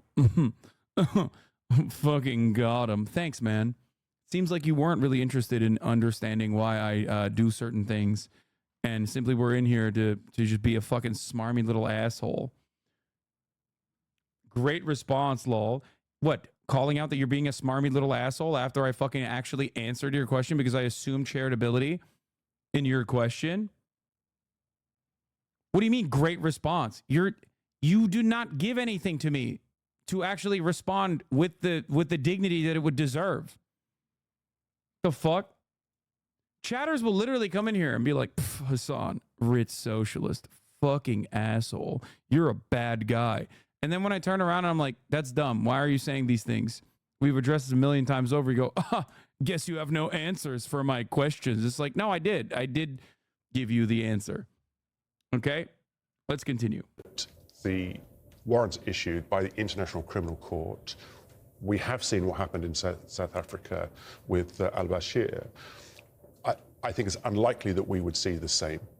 What almost certainly will happen will be European states, predominantly European states who are members of the ICC, will try to deter Netanyahu and his defense minister from actually traveling to those countries because they would be obligated to arrest. Right, Toby Cadman, thank you very much indeed. I mean, the term both sidism, as I understand it, as it applies to political rhetoric and communication when in asymmetrical conflicts, people rhetorically equate two sides with widely different degrees of power. Don't think it really applies when discussing decisions of international legal bodies. Maybe our brain has been a little broken by that phrase. Yeah. The systemic rape charges would have to be substantiated at the ICC. They won't be able to rely on heresy. Yeah, that's the other aspect of this as well. And as far as I understand, there's only one instance of like first-hand accounts, and the idea or hearsay. Okay, well, regardless, there's the idea that this is like top-down directed beyond like the New York Times reporting Screams Without Violence, which was like which was literally criticized by a shit ton of academics and journalists for the horrible way in which they conducted themselves throughout that supposed piece of investigative reporting. It's beyond that. They need like substantive evidence, right? And having said that, there could be there probably is more evidence on multiple sexual assaults. This is a common occurrence in times of conflict in general. However, to direct it back to like some kind of command structure where they are like purposely saying like, yeah, rape them, like mass rapes committed in the name of resistance or whatever is going to need a shit ton more evidence to substantiate a claim such as that one. And I don't think they have it, but you know, what do I know? I am not bald, nor am I heading the ICC. Why isn't the United States a member of the ICC or the Rome Statute? Because we do war crimes a lot. And we also literally have it in our law, we have it within our legal framework to actually invade Netherlands if they ever do choose to prosecute us. You know, you already have a bunch of psychopathic American congresspersons already threatening the International Criminal Court. Yet another day of America bad with Hassan. We are surely having a real hard time shaking off the narrative that we are the bad guys. America doesn't recognize the International Criminal Court, but the court sure as hell will recognize what happens when you target our allies. Anyway, let's get to the prosecutor. Brian Mast doesn't have a leg to stand on here. He really doesn't. He has no standing on this, for sure. Very lame of him to say such things. I agree. Now let's look at what this bald man has to say. Karim Khan, welcome to the program. Thank you for having me. And of course, we're here at the ICC. You are today announcing that you are applying for arrest warrants for top military and political leadership in the Israel-Gaza war since the October 7th events.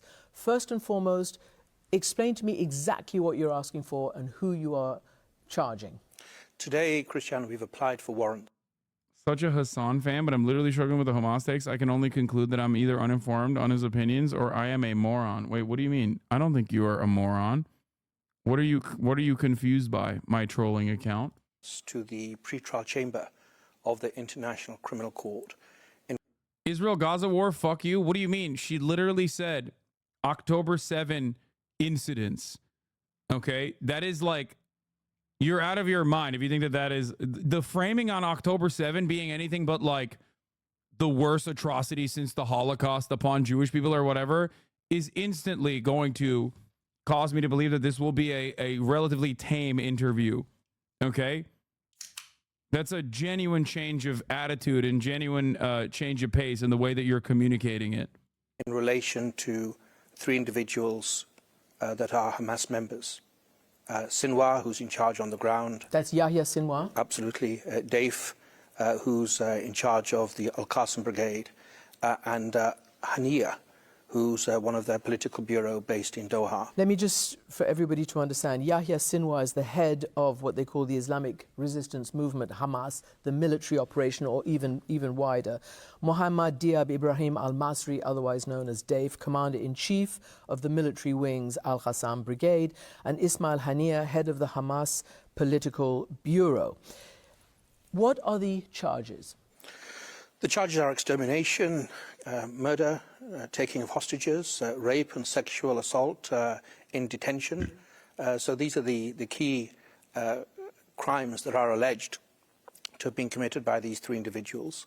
The world was shocked on the 7th of October when people were ripped from their bedrooms, from their homes, from the different kibbutzim in Israel.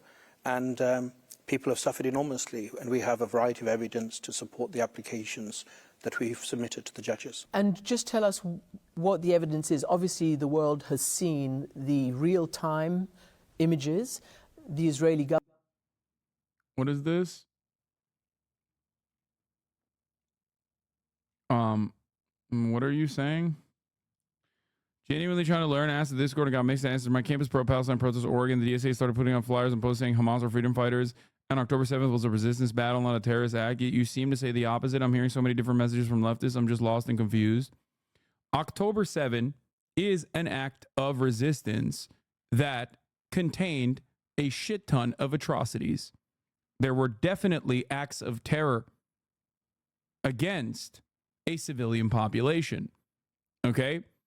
Every single instance of resisting against a violent occupation, resisting against an apartheid, resisting against, colonial occupation by the British, whether it be the IRA, whether it be the Algerian forces fighting against the French colonial occupation in Algeria, has always led to a shit ton of terror, even from the resistance forces. Okay, this is precisely the reason why you have the Viet Cong, and their engagements against the civilian population would still be considered acts of terror when you hyper focus on their actions. But when you pull yourself out, as we look at historical resistance against occupation, when you pull yourself out of that and you look at the broader conflict, as we do when we have the benefit of hindsight, we often never consider the death and destruction or the individual acts of terror that resistance groups engage in. The Nat Turner Rebellion is another example of this. And the reason for why we don't look at that is because you look at the greatest evil in that situation. The greatest evil in that situation is always being done by the colonial occupation. The greatest evil always being done is done by the apartheid regime. The greater evil always being done is done by the slavers, right? Something to always consider is that the standard for violence is always set by the occupying entity, the force with all of the power in this equation. Okay? Wait, dude, that guy said something absolutely insane. What did he say? He said something like rape is... Wait, well, come on. You guys banned him so quickly. Like, hold on. I have to literally pull this. I have to pull this user really quickly. Dude, I personally brought up numerous examples in this situation where it was white on white violence as well, for the record. I never said rape is good, and I never brought up white people and like fighting against white people. What are you fucking arguing on? What the fuck are you saying? Are you on drugs? Why did you decide to bring up an entirely different point that I never made? What happened in those 3 years? I don't even want to know what happened in those 3 years. So many. Sorry, BB just joined to hear you say some bad stuff happened, but right after watching a video about essay accusations, what? I'm sorry, guys, but like, this is the reason why I can never have healthy discourse with a lot of people, because for them, I'm not arguing against like actual points that I'm making. I'm arguing against what points they've made up in their own fucking minds. Like, I can't battle your demons, man. Like, how am I supposed to give you a conclusive answer when the assertions that you're making are just, they're born out of not facts, not something that you actually heard, but instead things that you personally fucking came up with on your mind. I'm fighting your own demons. I'm fighting your own personal hallucinations in this situation. Anyway, let's continue. The government has put out videos which it's shared to the UN and others, journalists, about what happened. There are body cams on many of the Hamas fighters, whoever was there at the time. Is that the evidence, or do you have more? We have more. We have authenticated videos and photographs. We have CCTV, camera pictures. We have eyewitness evidence. We have evidence of survivors. I mean, it's remarkable. The victims and survivors that have, from Israel, that have engaged with my office, have this righteous demand for justice and accountability. They've come here. I've also met them in the different kibbutzim, and they want justice and accountability. So we have also expert evidence. So there's a whole variety of information that we have authenticated that we think is relevant and probative, and that is sufficient, we say, to sustain the crimes that we put forward to the judges. You have also issued warrants against the top political and military leadership of the government of the State of Israel. We've applied for warrants. Of course, the judges must determine whether or not to issue them, but we've applied today. We'll apply for warrants for Prime Minister Netanyahu and also Minister of Defense Gallant for the crimes of causing extermination, causing starvation as a method of war, including the denial of humanitarian relief supplies, deliberately targeting civilians in conflict. And the sad thing really is in relation to both categories. I have been saying repeatedly in Cairo in October last year, at the Rafah crossing, on Israeli television, in Ramallah, everywhere I can, to the parties to the conflict: comply now, don't complain later. And of course, hostages have not been released. That insidious crime, it continues for so many innocent Israelis that are in custody, are held hostage by Hamas, and families that are waiting for their return. And of course, we see pictures of starving children, of emaciated children. We have a variety of evidence to support, not polemics, but evidence that's been forensically analysed to sustain the charge also of starvation being used by Netanyahu and Gallant as a method of war. And it's awful that in 2024 we have had to submit these applications to the judges of the ICC. He's so careful in talking about Israel, pretty confident when referring to Hamas. Yeah, no shit, because like saying that you're prosecuting the leaders of a fucking group of individuals that have been declared a terror organization by like every fucking international government is super easy. Okay? They're automatically considered the bad guys. That's the whole purpose of the fucking designation of terrorism. Okay? On the other hand, however, him prosecuting Israel and following along with that prosecution could potentially mean invading the fucking Netherlands, okay? Obviously, I don't think it'll get to that level, but it is technically in the American rule book. So yeah, of course he's being very careful when talking about Israel. That is precisely the reason why Israel is in the title and Hamas is not. Like this is the most significant aspect of this investigation and prosecution. Okay? That is the actually interesting and unique part about this. Much more than I would say issuing an arrest warrant for Vladimir Putin, for example. Because Vladimir Putin and the Russian government is completely outside of the sphere of influence of the United States.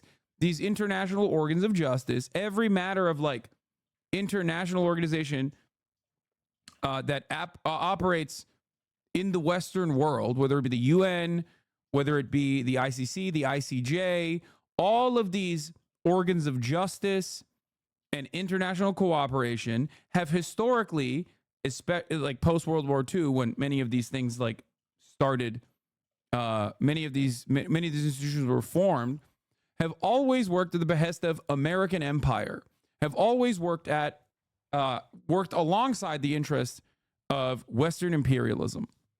Okay? This is one of the only instances that I can think of where they are directly against the things that America is doing, the things that America cares about, the things that America is defending. Okay? That is the reason why he is more careful when talking about Israel, of course. For warrants. I'm going to get into starvation as a weapon of war in a moment, but first... What's the difference between ICC and ICJ? ICC prosecutes people for war crimes. ICJ is an international court of justice where states can prosecute other states. First, I want to ask you, the word genocide has been used by both sides, and many believe that genocide is being committed, but you do not. You're not using that word. Well, this is an active investigation, and we have criminal charges that we can use: genocide, war crimes, and crimes against humanity. In relation to this current stage of investigations, the charges that we've put forward to the judges do not include genocide, but we are continuing to investigate. It's a very complex situation.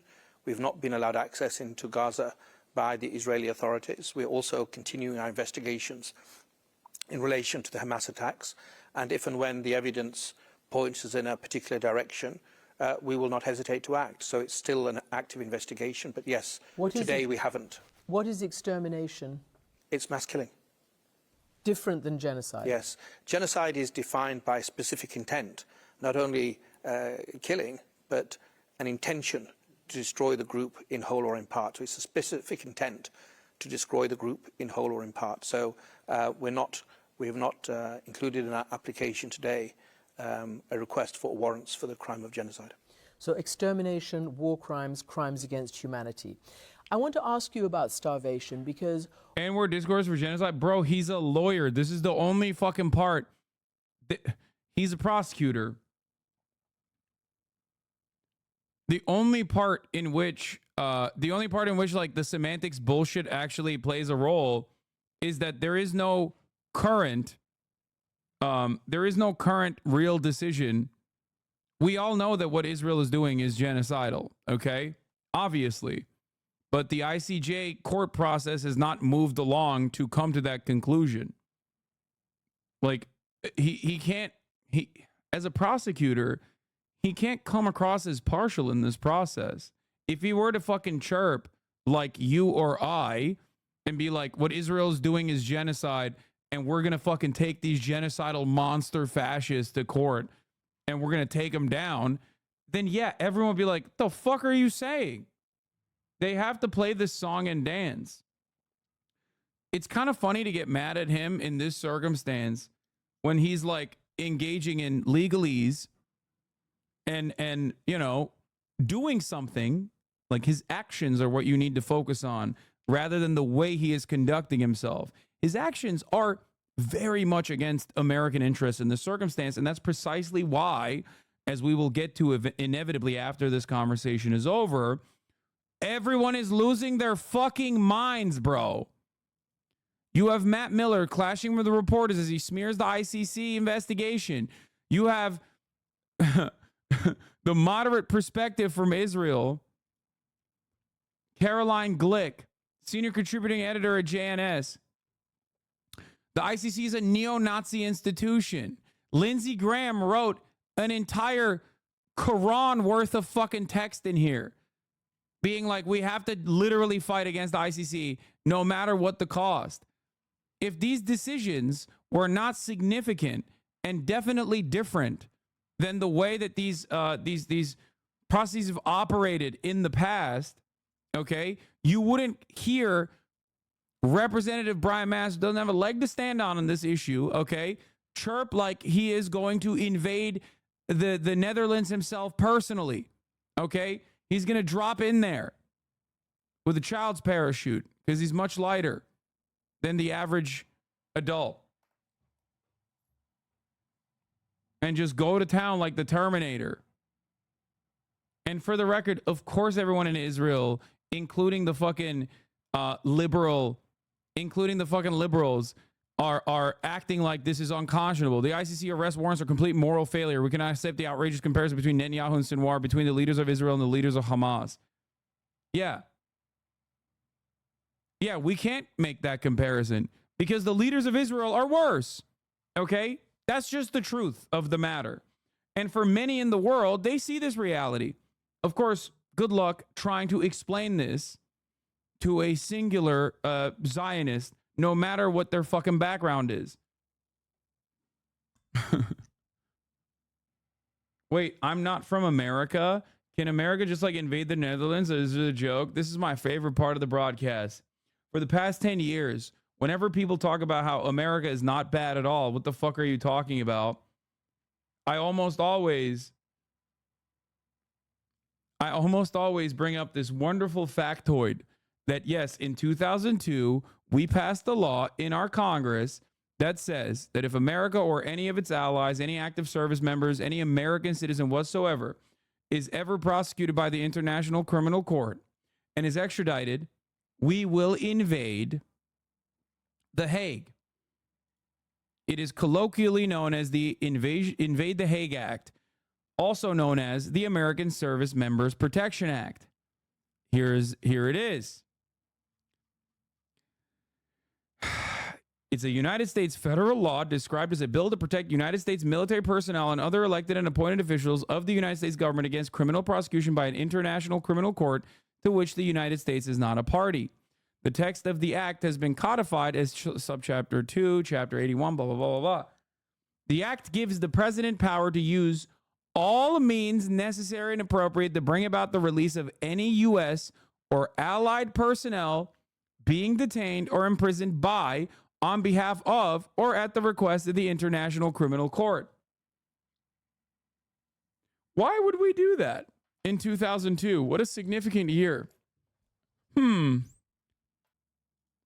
There is a law that we passed in Congress that dictates that if an American citizen, if any kind of American service member, active duty, or vice versa, is ever brought up to the International Criminal Court, if they are extradited to the International Criminal Court, the U.S. Hague Invasion Act will kick in. You heard that right. We will invade The Hague. U.S. President George Bush today signed into law the American Service Members Protection Act. That's what it was called, which is intended to intimidate countries that ratify the treaty for the International Criminal Court. The new law authorizes the use of military force to liberate any American. The full list of people covered in the text of the bill. The term covered allied persons means military personnel, elected or appointed officials, and other persons employed by or working on behalf of the government of a NATO member country, a major non-NATO ally, including Australia, Egypt, Israel, Japan, Jordan, Argentina, the Republic of Korea, New Zealand, or Taiwan. Y'all insane, mate? Actually cooked? It's just bad guy shit. The faster you come to that recognition, the easier a lot of this becomes to understand. This does not mean that like all of the decisions that America makes is bad, or it certainly does not mean that like America's enemies are good. A key distinction that no one seems to understand when I talk about it. It's just America big bad, and then other countries also bad, just not as big bad as America in many instances. There can be certain circumstances where other countries are worse, okay, in hyper-specific scenarios, but ultimately, you know, this is big bad shit. This is big bad guy shit. My favorite of those pro-Israelis who are about for Ukraine, I think there's probably more people in Israel that are about that are more pro-Russia. Most of the pro-Israel, pro-Ukraine people are in America because their positions just simply align with whatever the fuck the American State Department is interested in. GOP reps introduced bill to extend U.S. government service members benefit under SCRA and USERRA to U.S. citizens serving in the IDF. That's awesome. Over 20,000 American citizens are currently defending Israel from Hamas terrorists. I hope they stay there. I hope that they are prosecuted as war criminals, never to return back to the United States of America ever again. In a truly just world, that's what would happen. Anyway, as our closest ally in the Middle East continues to defend itself against terror, many brave Americans have decided to lend a hand, said Miller. I'm proud that this legislation extends important protections to those Americans who chose to risk their lives in the fight against terror. That's crazy. Regarding that DSA chatter, look, after mentioning 76 years of oppression and occupation, you'll hear, okay, but no historical context justifies massacring civilians like that. I agree with that, even though those same people failed to apply that standard to the context of the war. Once you're at that point, the important questions that rise are then what's driving the conflict and who has the power to stop it? Questions which get much clearer answers upon any serious look into history. Yeah. The TLDR of that is Israel is responsible for October 7 and any kind of violence that Israeli citizens have experienced as a consequence of the Israeli apartheid regime. Israel has all the power to stop this conflict. Israel has all the power to stop the genocide. Israel has all the power to give full-blown civil protections and civil liberties to every single Palestinian living under its settler colonial occupation. Approximately 50% of the Israeli population is Russian-speaking. Yeah, Amal Clooney is a little bit involved in the case as well, which is cool. Is there any hope for Israel and Palestine to stop fighting and be able to come to some solution, whatever it may be, without international interference? No. Why haven't the surrounding Arab powers attacked Israel to stop them? Much to consider here. Why haven't they? Yeah, why haven't they used their American ordnance, American precision guided munitions, American fighter jets, and American trained soldiers to go and fight Israel? That's crazy. Why don't they fly their American jets out of American military bases only to fly back to get refueled by other American, like direct American service members? Anyway, big bad shit. Something to remember and something to consider. The International Criminal Court has no jurisdiction in Israel. My man popping off like Bryan Singer, dude. Tom Cotton popping off like he's about to be indicted on sex crimes against minors.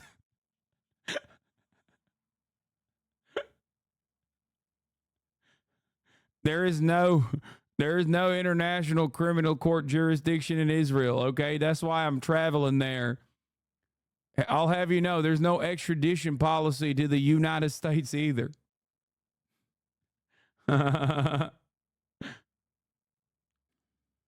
Although it was accepted by the ICC as a war crime when you were created in 1998, I don't believe it's ever been prosecuted before as a weapon of war.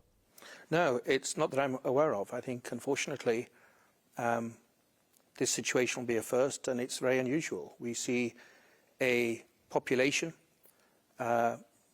large numbers of children and women that have already endured more than 17 years of a very rigid regime of allowing goods into Gaza. I think even in 2022, the United Nations and others said that 80% of the population, lived on humanitarian supplies. And that's just become even more pernicious since the 8th of October with all the other restrictions. And, the words of the Secretary General of the United Nations, of the head of the Office of Coordination of Humanitarian Affairs, Martin Griffiths, WHO, UNICEF, I mean, it seems everybody in the international firmament has spoken with grave concern, extreme concern, but we haven't seen food, water, medicines go to the most vulnerable, and they have those rights, not because of something that I'm saying, it's because it's required in the Geneva Conventions and it's required in the Rome Statute. So, as of April 17th, according to humanitarian organizations and the authorities, whatever exist on the ground in Gaza, 28 children under 12 have died, including 12 babies about a month old, because of malnutrition-related conditions. The Defense Minister, Yoav Gallant, who today you are issuing an arrest warrant, or the request for an arrest warrant for, said on October 9th, 2 days after October 7th, "We are imposing a complete siege. There will be no electricity, no food, no water, no fuel. Everything is closed. We are fighting human animals, and we will act accordingly." Prime Minister Netanyahu on October 13th said, "We will exact a price that will be remembered by them and Israel's other enemies for decades to come." Is that the basis on which you establish intent? Or is that part of your evidence? Much more than that. But yes, some of the words uttered by the two individuals, Minister of Defense Gallant and Prime Minister Netanyahu, are of course probative and relevant. The fact that so many other individuals have said, words like "there's no such thing as an innocent civilian in Gaza, they're all responsible." The words by members of the Security Committee. I mean, there's a whole variety of words that are said and done by the government that have not been disowned, that have not been denied, the two individuals have not disassociated themselves from, and I think that's relevant. But it's a very complex operation. It's not just the denial of aid. It's not only the fact that as an occupying power, Israel has an affirmative obligation to make sure food and the objects indispensable to survival get to the civilians. They have an affirmative obligation. They're in control of the north of Gaza, for example. IDF tanks are in situ. They could guard aid convoys going in and making sure it goes to the camps. They're not doing that. But in addition, one has to look at a wider aspect. Water has been cut off. Electricity has been, plants have been either destroyed or targeted. Fuel can't go in. Desalination plants are completely dysfunctional. There's no desalination plant in the north of Gaza at all. Water purification tablets, filtration systems have been classified as dual-use objects, as have incubators, as has oxygen for hospital, as have anaesthetics. One sees 90% of all the greenhouses in the north of Gaza destroyed. 40% of the land that was used for agriculture has been destroyed since the conflict started. 70% of the fishing vessels. I mean, every avenue that is so important to human survival has been constrained or suffocated because of a policy. And the words of the Secretary General of the United Nations, which said we're at breaking point, the words of UNICEF, the words of UNRWA, saying that we've got a trickle of aid in a sea of need, all of these giants of the international system, their words, their concerns have been put to one side, unfortunately, in the face of other imperatives and what seems to be a bid also for the collective punishment of the people of Gaza. What is the international law on the restrictions that you're talking about? And for instance, the checking of aid convoys. The Israeli government says it is at war with a terror organization and has worked in coordination with the US, Egypt, and international aid agencies to get aid in. Netanyahu himself on October 29th, after 2 weeks of nothing getting in, another week later said, we must prevent a humanitarian disaster. What do you make of those words? And what is the law on stopping and checking aid convoys? See, we have to look at words and analyze them. Dude had like 10 to 15 seconds for the war crimes of Hamas, and now is like 15 minutes of Israel's war crimes. Yeah, seems a little biased in the direction of the truth. So yeah, of course. October 7 is one fucking day. Israel's been doing 10x October 7 for the past 8 months. Of course he's going to spend an unimaginable amount of time on what Israel is doing. And this is what I was trying to stress to people. Against what is taking place. Prime Minister Netanyahu has been on the record to say that the access of humanitarian aid gives Israel important leeway that is being used. They've talked about a diplomatic iron dome as part of allowing aid in and not allowing aid in and all the rest of it. Israel has every right not to give succor to Hamas. That is not contested. Israel has every right and indeed an obligation to get hostages back. But you must do so by complying with the law. The fact that Hamas fighters need water doesn't justify denying water from all the civilian population of Gaza. There's an obligation. As I said, it's an affirmative. In addition to everything else, there's an affirmative obligation as an occupying power that Israel is to make sure water, medicines, anesthetics, insulin goes to the people that need it. If tanks can go in, why can't those tanks and those soldiers guard aid convoys? So there's a lot of deficiencies that give rise not just to recklessness or negligence or indifference, but seems to be part of a criminal common plan to deny these objects indispensable to the survival of the civilian population. And how many doctors have to talk about amputating the limbs of little babies or children without anesthetic, or how many people need to die without insulin, or how many people with 50% burns can be left by the doctors in the different hospitals because they don't have antibiotic creams for burns and they can't save them without that, for us to realise that the law is being breached. Now, this is what we have analysed, and we've presented it for judges who will make the final decision if warrants should be issued or not. And again, you say that you have requested these warrants based on a higher level of evidence than is normally required, not just that there's a reasonable belief that it could lead to actual warrants and a charge, but you believe your evidence has what? Well, when I came in as prosecutor, the standard for a warrant are reasonable grounds to believe. That's what the judges have to determine. Across all our situations, when I became prosecutor, I required the leaders in the office, the heads of the teams, to certify that there's a realistic prospect of conviction. It's not enough in these kinds of cases to have enough to issue a warrant. We must be able to bring it home.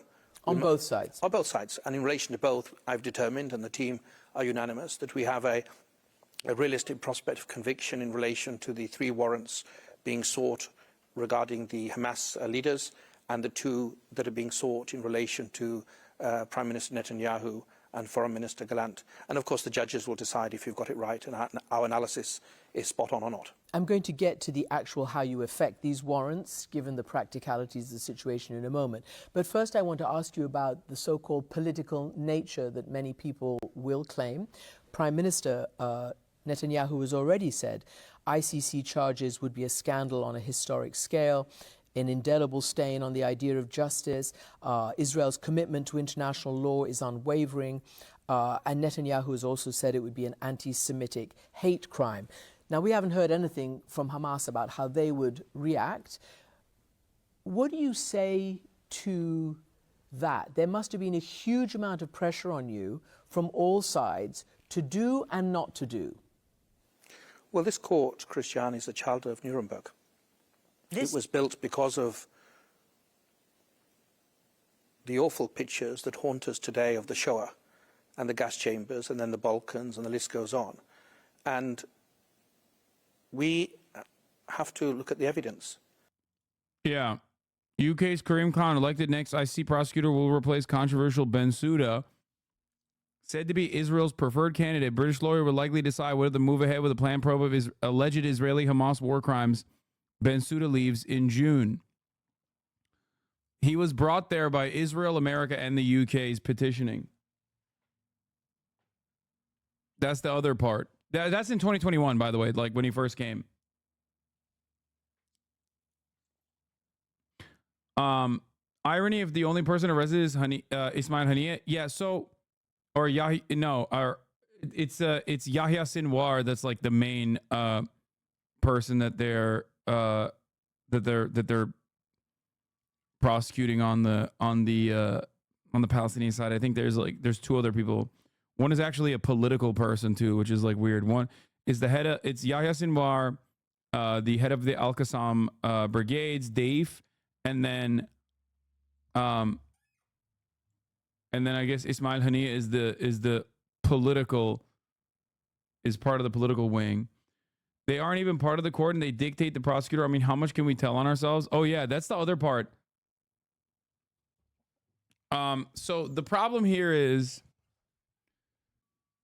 the worst case scenario, which I haven't even gotten to yet, is when the courts deny the application for a warrant for the Israeli leadership and claim that there isn't enough like ample evidence for war crimes. Okay. And then they only follow through on the Palestinian warrant applications. That is the scary part of this. Now, I don't know. I don't think that'll happen, but that is definitely something that I am legitimately worried about. Because if he fucking turns around and, I mean, if the judges turn around and say, like, there's no ample evidence for Israeli war crimes, is basically giving Israel further permission while simultaneously turning around and being like, but there's an incredible amount of evidence for the Hamas war crimes. And then they follow through on only prosecuting the Hamas leadership. That would be a major blow to the I guess like credibility of the courts.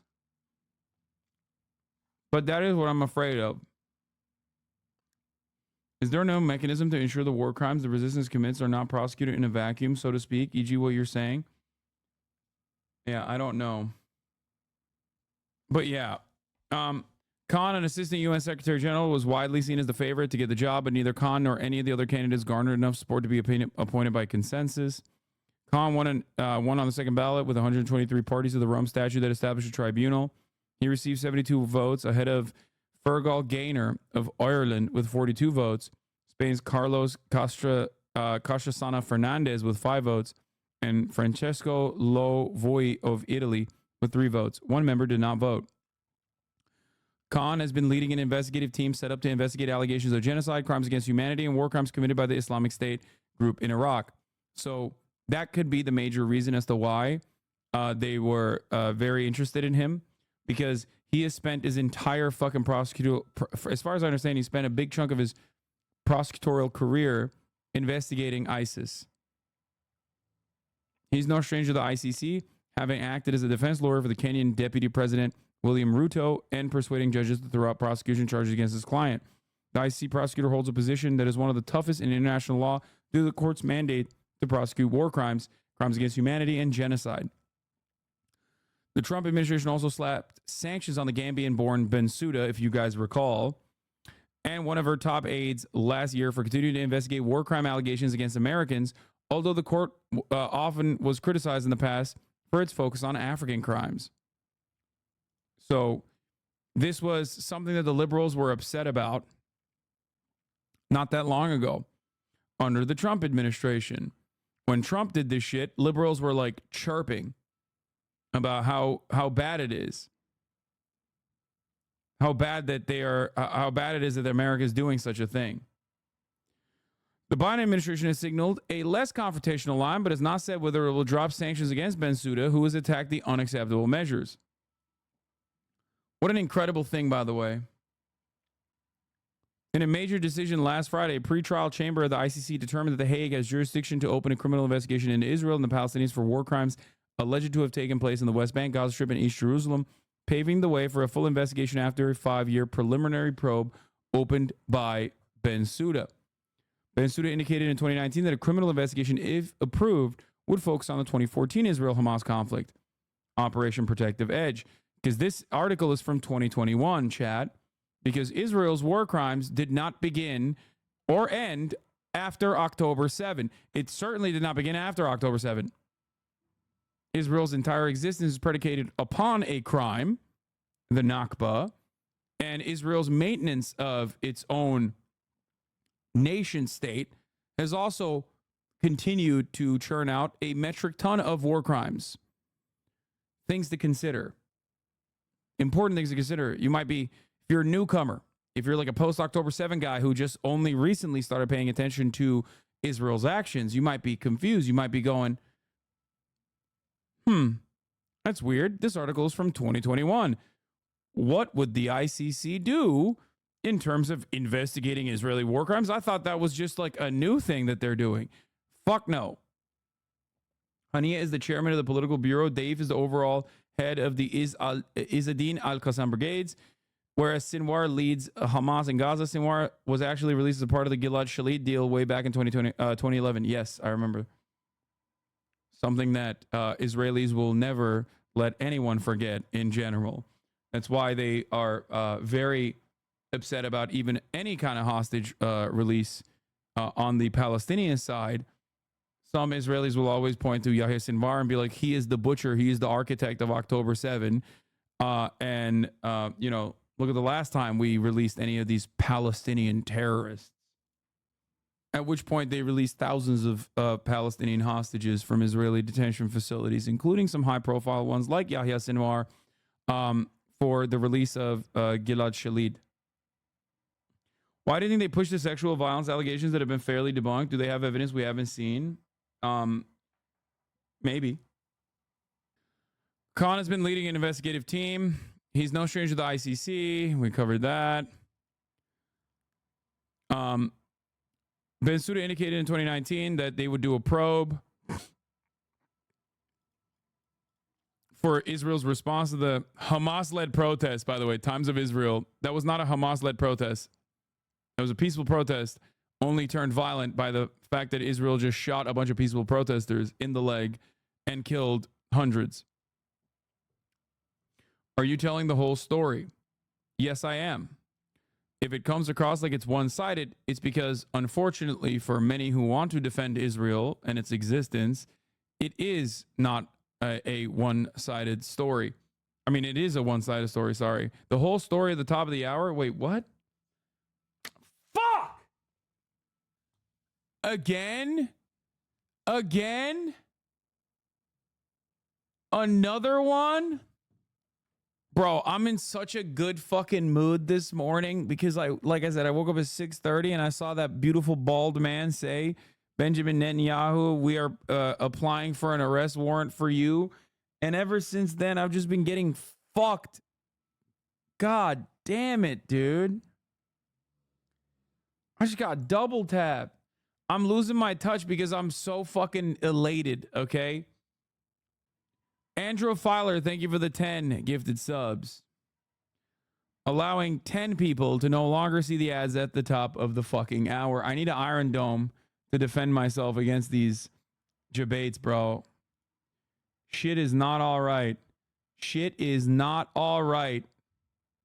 It's messed up. Sakura Gore, thank you for the 10 gifted subs, allowing 10 people to also no longer see the ads at the top of the hour. If you are not lucky enough to receive a gifted sub, you can make your own luck by subscribing for $5 or for free. With a Twitch Prime, that is. Twitch Prime is free. By connecting your Amazon Prime account to your Twitch account, you get one free Prime subscription a month. Here's a 3-minute ad break now. 9.69 is the rating on that segue. God damn. Nice. Hamas Sinwar specifically repeatedly said that they were intentionally keeping the Great March of Return protest peaceful. The IDF killed over 200 people and injured 36,000. Yes, 36,000. They wounded them permanently.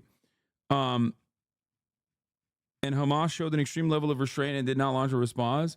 No, they also sent, at the time, Hamas sent footage of their snipers trained on Israeli officers on the other side of the fucking border fence. Famously, during the Great March of Return, they had their snipers trained from positions that the Israelis had no idea that they were at, directly behind enemy lines in certain instances, and they sent them footage of their optics. They said, we have, be careful with what you do. We could execute your snipers if we wanted to. Or, sorry, that wasn't Hamas. That was Palestinian Islamic Jihad. You're right. Fuck. Sorry. I'm using the Palestinian resistance groups as a catch-all term here. And the IDF, in a brilliant display of ultra-nationalist arrogance, looked at that footage and said, they are too afraid to kill our officers. They did not perceive the threat. They literally said at the time, see, they could kill our people if they wanted to, but they won't because they're so afraid of our might. Think about how fucking insane that is. That is the hubris only born out of the arrogant display of supremacist attitude that is consistently recycled through every fucking orifice, okay, of the apartheid regime. The only reason why you look at a situation like that and not go, oh my fucking God, this is genuinely, this is fucking insane. This is a massive lapse in security. So perhaps it should not come as a surprise that they also refuse to recognize the real threat that an October 7 style attack was coming to Israel when other regional actors communicated that there was a lot of mobilization occurring inside of Gaza and outside, that, before October 7, Israel got prior warning. Israel threatens to kill Hamas leaders in response to the Islamic Jihad video. Iran-backed group shows footage of IDF's head of Southern Command and top liaison to the Palestinians on crosshairs on the Gaza border. The threats by the PIJ terror organization to shoot IDF soldiers by snipers on Gaza constitutes crossing a red line. Transportation and Intelligence Minister Israel Katz tweeted, Hamas must know that any attack on IDF commanders at the border to Gaza will immediately lead to a renewal of targeted killings of Hamas leadership. Anyway, that's crazy. I just came in. Can you talk about the ICC warrants? Do they have meaning or not just yet? Come on, brother. Of course I'm talking about the ICC warrants all day, every day. Once you start military action, we missed the fucking Hasbara troll. You guys clapped them too hard. He said Hamas brought this upon the Palestinian population. It's an unfortunate side effect of war. Yeah, war started in 1948, or even before then, really. So the idea that Hamas started it is really stupid and only demonstrates your lack of knowledge on the matter, especially ironic considering that we're currently not even talking about post-October 7 actions, but instead talking about things that happened many years prior to October 7. So perhaps if you were a little bit interested and actually intellectually curious, you would recognize that reality, the reality of what we are currently talking about, and maybe develop a better understanding of the dynamics of power at play. This way, you could potentially develop better counters rather than just saying the same NPC talking points that are easily dismissed over and over again. And the way I very simply try to do things is look at the evidence, look at the conduct, look at the victims, and airbrush out the nationality. And if a crime's been committed, we should move forward. Nobody is above the law. No people by dint of birth or passport, religion, nationality, or the colour of their skin have a get-out-of-jail-free card, have a free pass to say, well, the law doesn't apply to us. This is a moment when we see in the shadow of Ukraine a increasing cacophony of noise, of double standards and selectivity. And what we're trying to do is not go with the tide of emotion, but take our time, move as effectively as we can, but be guided by evidence. And every human life, every baby that is killed, whether it's a baby that's cruelly abducted by Hamas and killed, or a baby that's been bombed or killed or has died in incubators because of no electricity or water or food in Gaza, for them, for their... Does that Hosbert troll realize he just tried to justify knowingly killing citizens using collective punishment as the logic? Doesn't even try to avoid that? Well, at least he's honest. There's honesty in that. Much more honesty than like the way that oftentimes CNN tries to cover this story, cover this ethnic cleansing campaign. Families and humanity, it's a tragedy. And this is why we have a court. It's about the equal application of the law. No people are better than another. No people anywhere are saints. And so we have to apply a yardstick of legality to conduct. We've done that, and this is why we've made the applications that the judges must determine. I'm going to read you some heavy criticism that you've received from the United States. As we know, the United States is not a party to the ICC, nor is Israel. Recently, when word came out that this may be happening at some point, U.S. senators and U.S. congresspeople, mostly Republicans, wrote you a letter signed by Senator Tom Cotton, Mitch McConnell, Ted Cruz, Marco Rubio, and others. This is the quote: "Target Israel and we will target you. If you move forward with the measures indicated in the report, we will move to end all American support for the ICC, sanction your employees and associates, and bar you and your families from the United States. You have been warned." Is that a threat? I think that's the plain meaning of it in English. But, you know, there's hotheads everywhere, and there's people that are mature statesmen and stateswomen and leaders. There are those that have fidelity to something greater than themselves, whether it's their constitutions, but ultimately it's the rule of law. The good news is, I think, for the last 2.5 years, we've had very positive engagement with the Biden administration in the United States. We're working across a range of situations, whether it's in Ukraine or Darfur. And I've said to distinguished members on the Hill and to the administration that Rome Statute values are quintessential. This was such a sick moment in this interview where he's just like, listen, bro, you tried to interfere in the affairs of the ICC. You might be in the crosshairs of our jurisdiction all of a sudden, which again, you know, he is in direct violation of the Invasion of the Hague Act in that situation. But hey, what are you going to do? American values.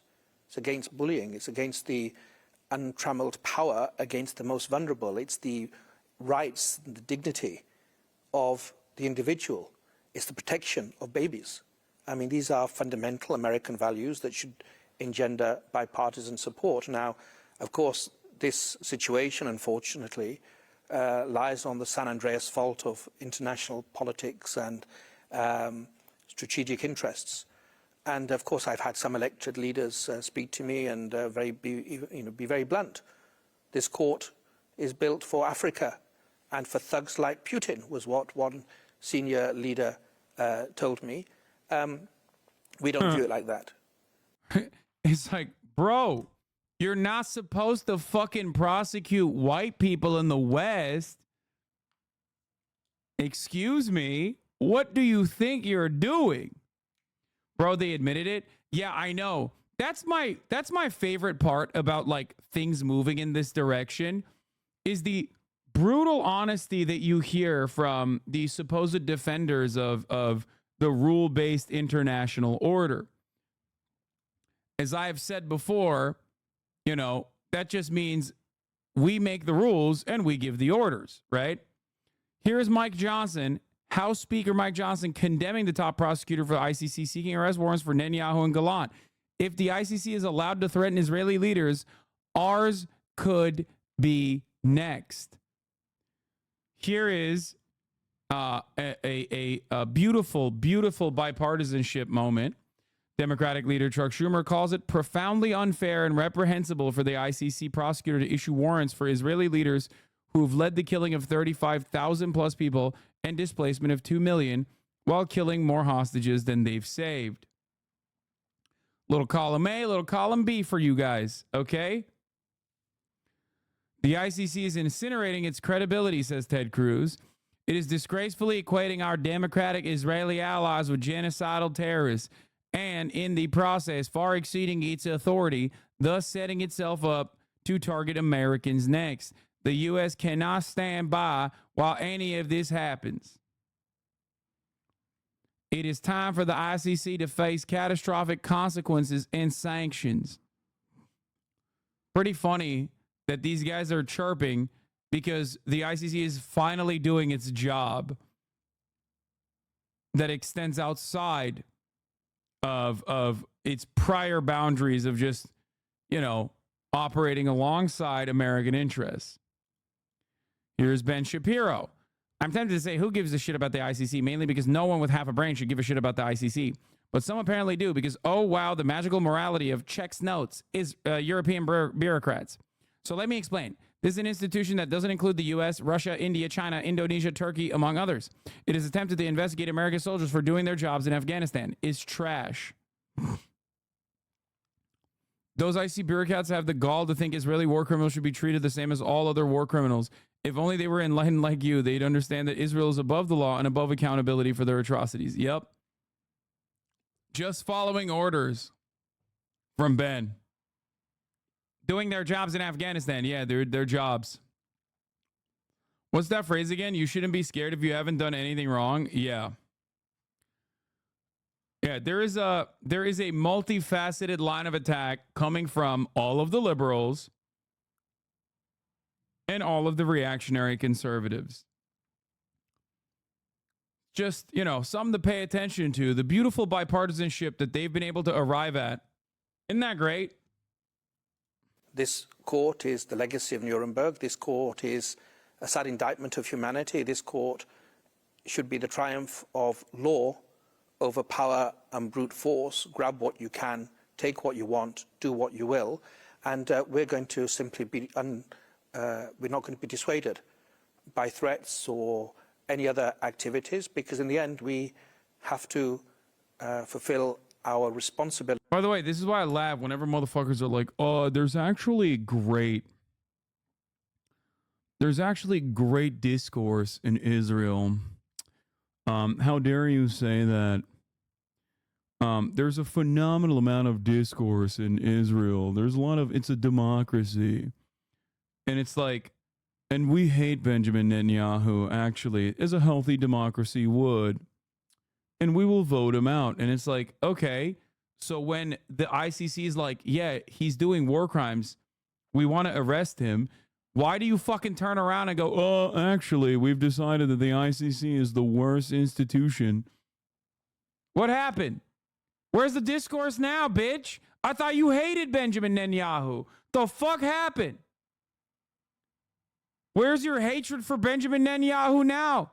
You dumb fucks. I thought he was bad. I thought you hated him. All of a sudden, liberal discourse, as long as it's neatly within the confines of Israel's fascist behavior being considered totally morally permissible and not reprehensible, even though it is, the moment that you fucking go a little bit left from that, the neat little confines they've packaged themselves inside of, all of a sudden, well, not like that. Political discourse can only be done on the boundaries that we, the genocidal apartheid regime, has dictated as acceptable. If you go outside of it, then we will kill you with our police force. We will break your fucking skull.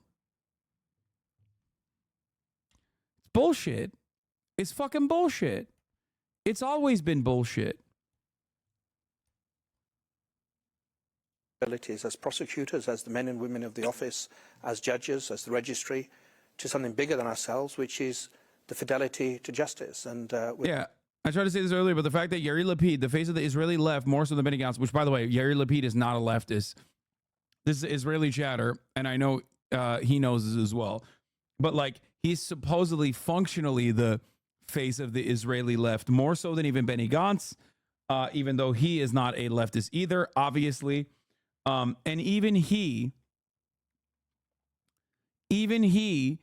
is, and yeah, the face of the Israeli left, more so than Benny Gantz, not in popularity. Shilled to Bibi in that tweet you showed earlier of his, once again, reinforces the notion that the Israeli left does not exist and maybe never has. I don't know, I'm young.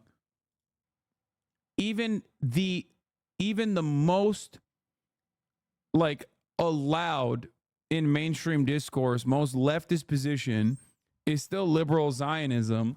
And even then, liberal Zionism ends up defending some of the most right-wing, most genocidal elements. Gantz isn't considered left. He's considered center. Lapid is considered more left. I know. I'm saying that, like, from our understanding of politics, just like if there's a universal application of principles and political ideology, neither of these guys would be considered left. They would be, I mean, it's just, I don't know how to describe it. It's like saying the American left, all right?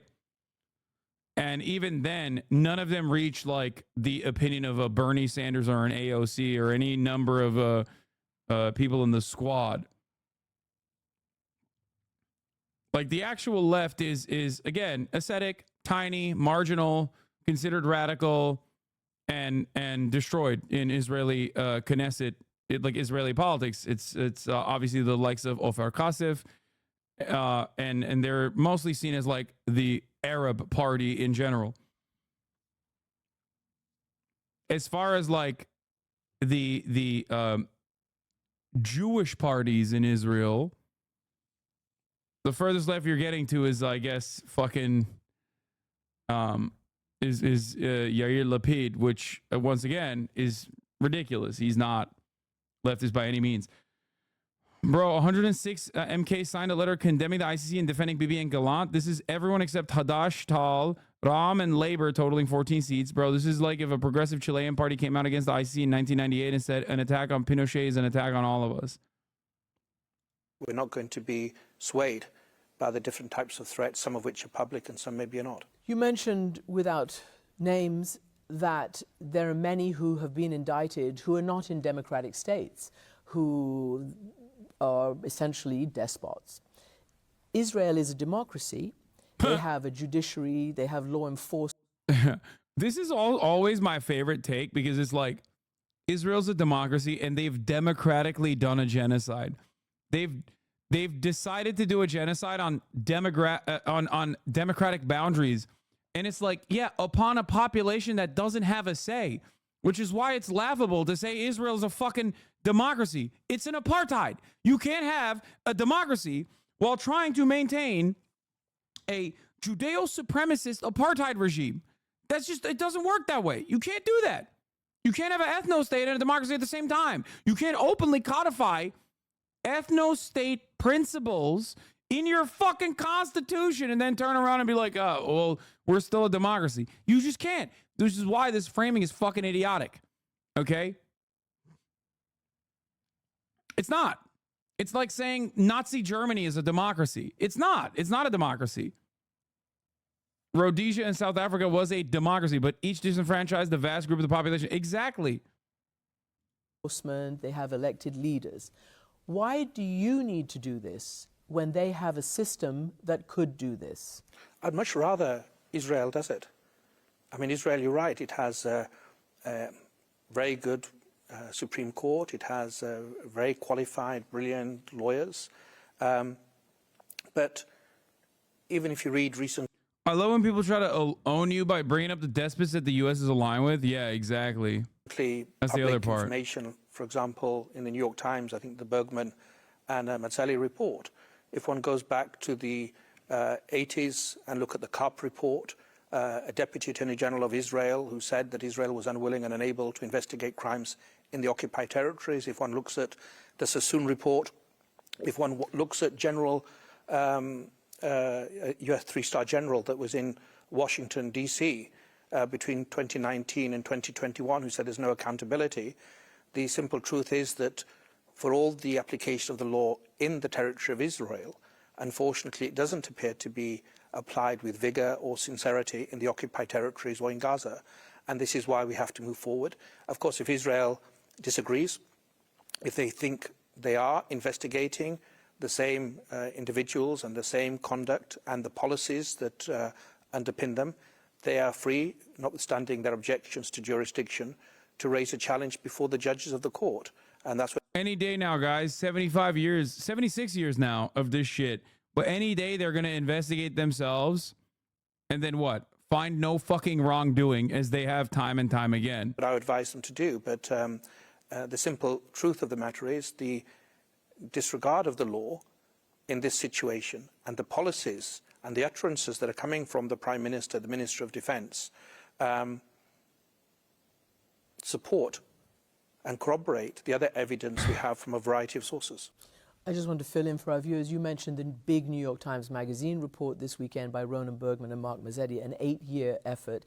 It was titled Unpunished, and as you say, it is about the failure of the Israeli system, police, legal and military, to punish settlers on the occupied West Bank as they punish Arab Palestinians on the West Bank. Now, you talk about the state of Palestine, and therefore you have jurisdiction over things that happen in the occupied West Bank and Gaza. There are those who disagree with you. Clearly, Israel disagrees. The United States disagrees. They point out that as yet... Yeah. Well, look at all the bad guys disagreeing with you because you're saying the bad guys are doing bad things. What do you have to say to that? There is no official state of Palestine recognized by the Security Council. What is your jurisdiction there? Well, it's a jurisdiction that's detailed in the statute and that has been decided by majority by the pre-trial chamber. Leaving aside to the for the moment the fact that 141 countries have recognized Palestine as a state. In the General Assembly. In the General Assembly, 124 states that make up the Assembly of State Parties agreed for Palestine to be accepted as a state party to the Rome Statute. And so, by dint of that, clearly we have jurisdiction. The Geneva Conventions also make it clear that it applies to high contracting parties. Israel is a high contracting party, as is Palestine. What does that mean?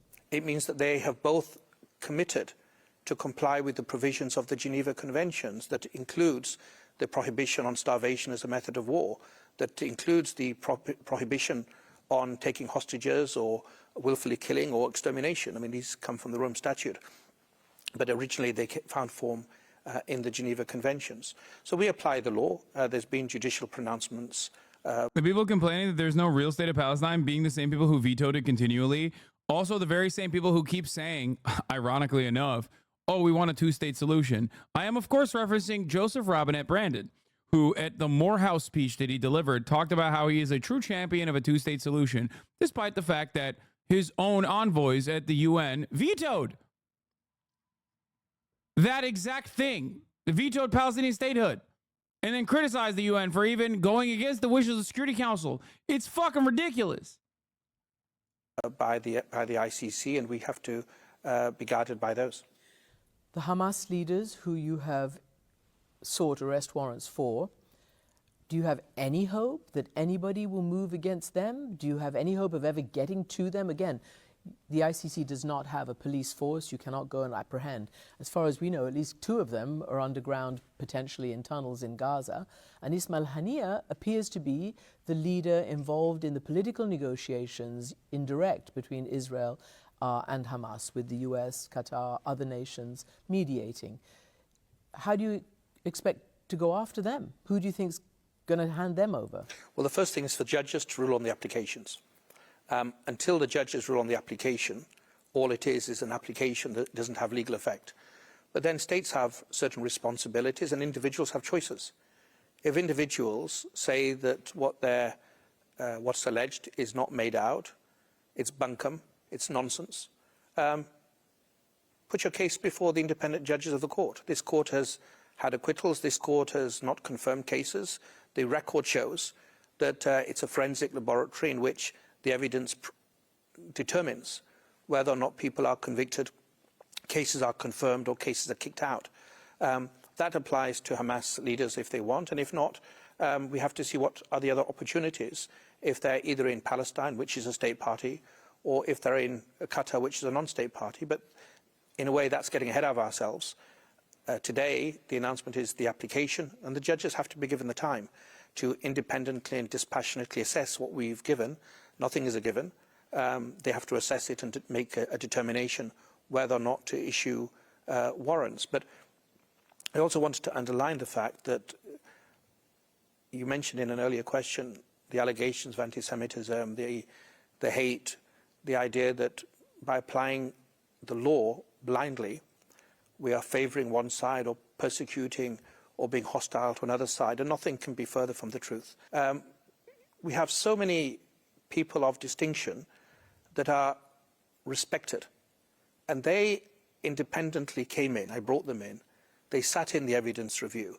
This is not a witch hunt. This is not some kind of emotional reaction to noise. We've been criticised for going too slowly, criticised for going too fast. It's a forensic process that is expected of us as international prosecutors, as an independent court, to build evidence that is solid, that will not dissolve in the courtroom. And that's what we've done. Today is the fulfilment of that first stage, this first round of applications in which we say we have done our job. We now give it to the judges to scrutinise. So it's not against any people, and it's not against or for any interest. It's simply because if we don't apply the law equally, we're going to disintegrate as a species. Of course, what's happening in the West Bank is extremely worrying. It's an issue also that we are investigating. But there's a certain, in democracies, political choices tend to be determinative. And all I can say is that Israel, the leaders, the country, has a choice. That they can engage and do what is necessary to meet complementarity in the United Kingdom.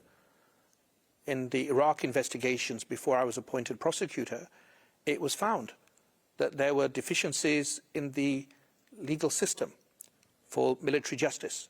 But we have really sincerely looked at things with a broad horizon. Typical Muslim, he's Muslim, so ICC warrant isn't a real thing. I'm trolling. Yeah, his name is Crescent Moon and Star Chatters. Which, by the way, is ironic because, like, that is literally what that flavor of defense is ongoing currently.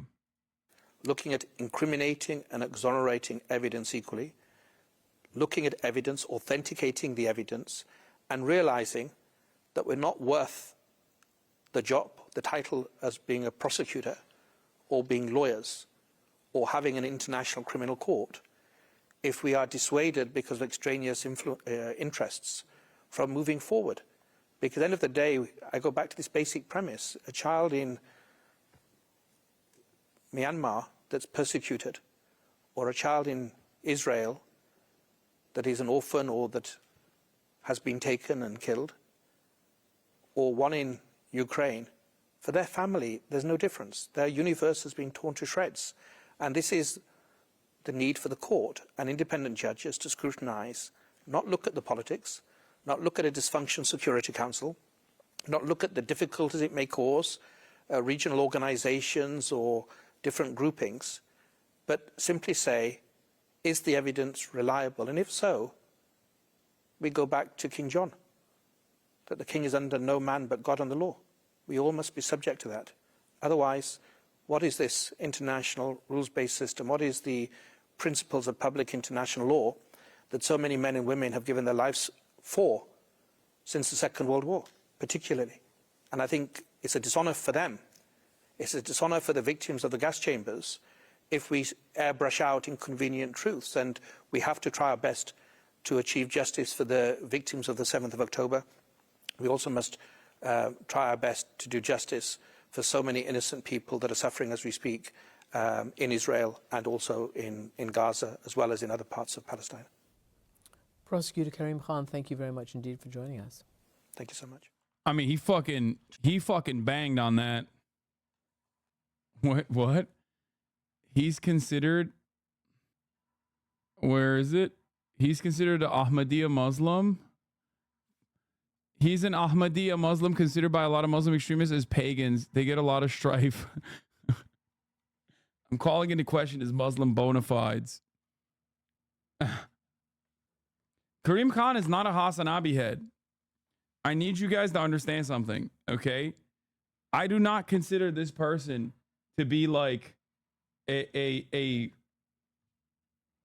guy who is like dedicated his life to fucking social justice or anything like that, okay? However, in this particular scenario, it does seem to me like he's doing something that is previously unimaginable. Dude, so much of this stuff since October 7, if you were to tell me fucking 10 years ago would happen in the future, I'd look at you like you're the most insane person I've ever heard.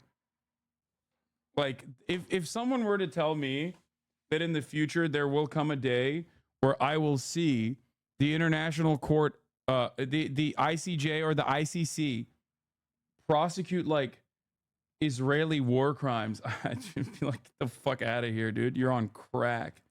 That there would be tens of thousands of people in the fucking streets protesting for Palestinian emancipation. It's just like unheard of. It's unimaginable. I'm sure the Palestinians in this chat will also will also explain to you that this all of this shit is just like so fucking new.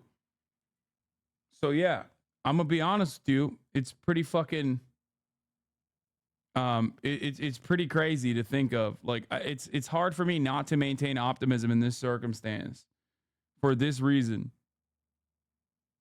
It's just like not a thing that I've ever seen.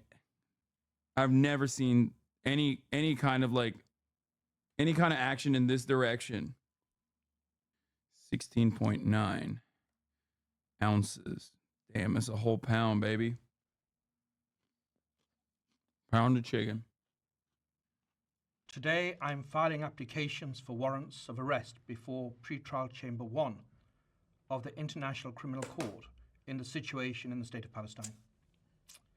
These applications are the outcome of independent investigations conducted by my office under the direction of the two principal trial lawyers standing behind me today, Brenda J. Hollis, who, in addition to leading our work in the situation in Ukraine...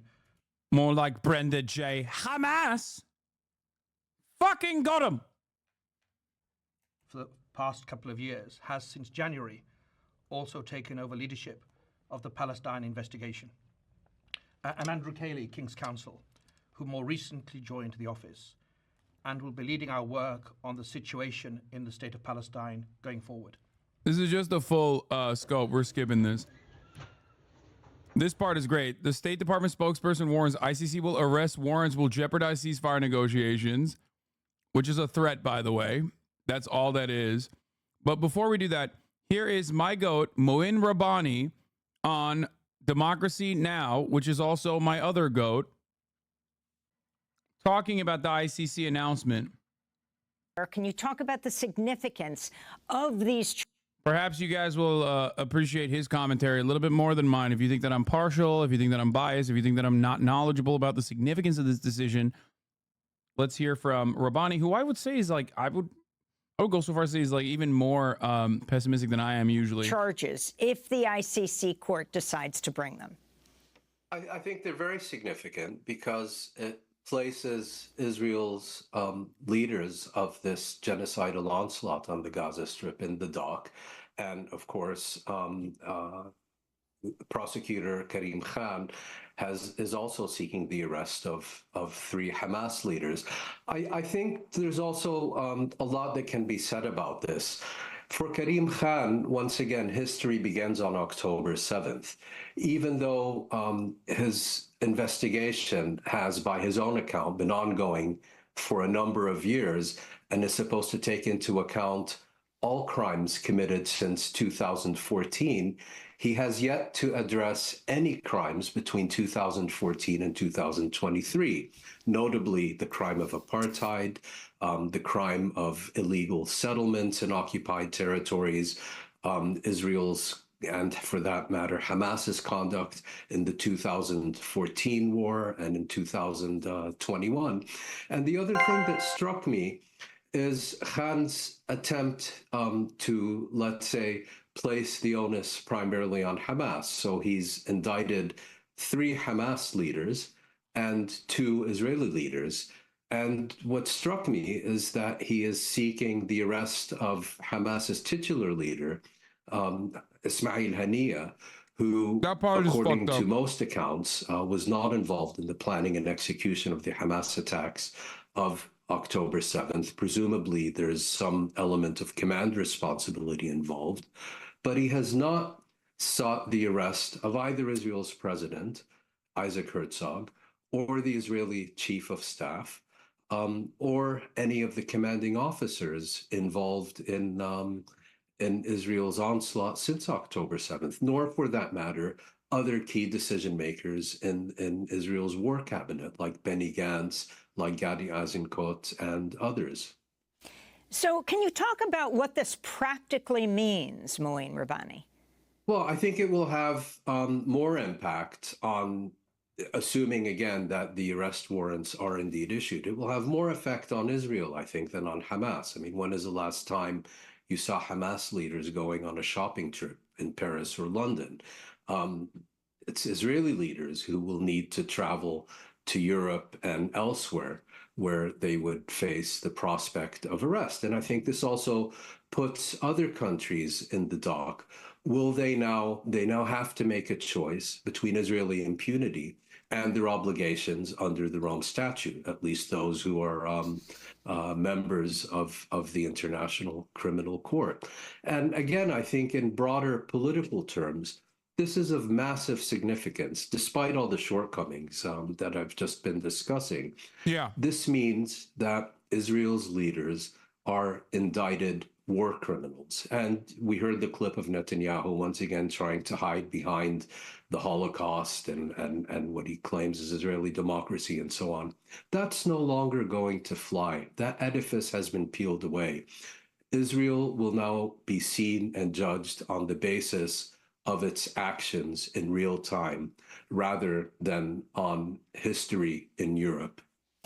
What does this mean for the United States, for the U.S. main ally, Israel, its ally indicted on war crimes? Well, I think that's another key issue. The U.S., of course, rejects the International Criminal Court and rejects its jurisdiction over this issue. But I think there's another key point here, which is all the threats that are being made by the United States, particularly most recently by a group of Republican senators, threatening all kinds of reprisals and retaliations against the International Criminal Court if it were to proceed with this measure. And this is a crime in and of itself. So it will be very interesting to see if the U.S. follows through on those threats, and if it does, how the prosecutor of the International Criminal Court will react.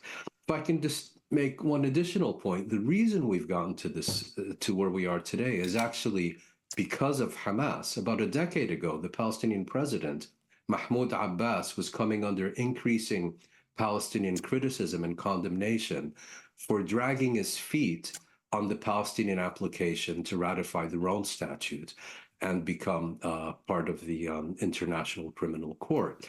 He said he would only do so if he had the explicit endorsement to do so of the Hamas leadership. And it was only after he obtained that Palestine sought to become a state party to the International Criminal Court. So here you have a situation where it is the Palestinians who have been calling for an investigation of all crimes committed in what's called the situation of Palestine, whether by themselves or anyone else, and Israel and the United States categorically rejecting the court's jurisdiction and any measures that it may take. Now, Israel and the United States are not signatories to the ICC, but I'm just looking at this New York Times article from last July. President Biden has quietly ordered the U.S. government to begin sharing evidence of Russian war crimes in Ukraine with the International Criminal Court in The Hague, according to officials familiar with the matter, signaling a major shift in American policy. And, of course, Russia also wasn't a signatory, and Putin was indicted.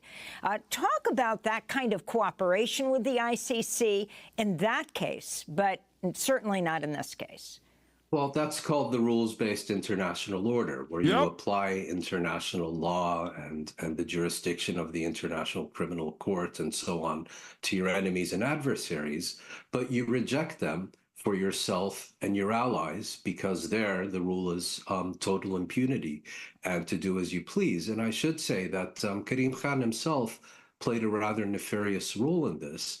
Upon assuming his position of prosecutor, he briefed the Security Council and informed the Security Council that he would only pursue those cases referred to him by the Council.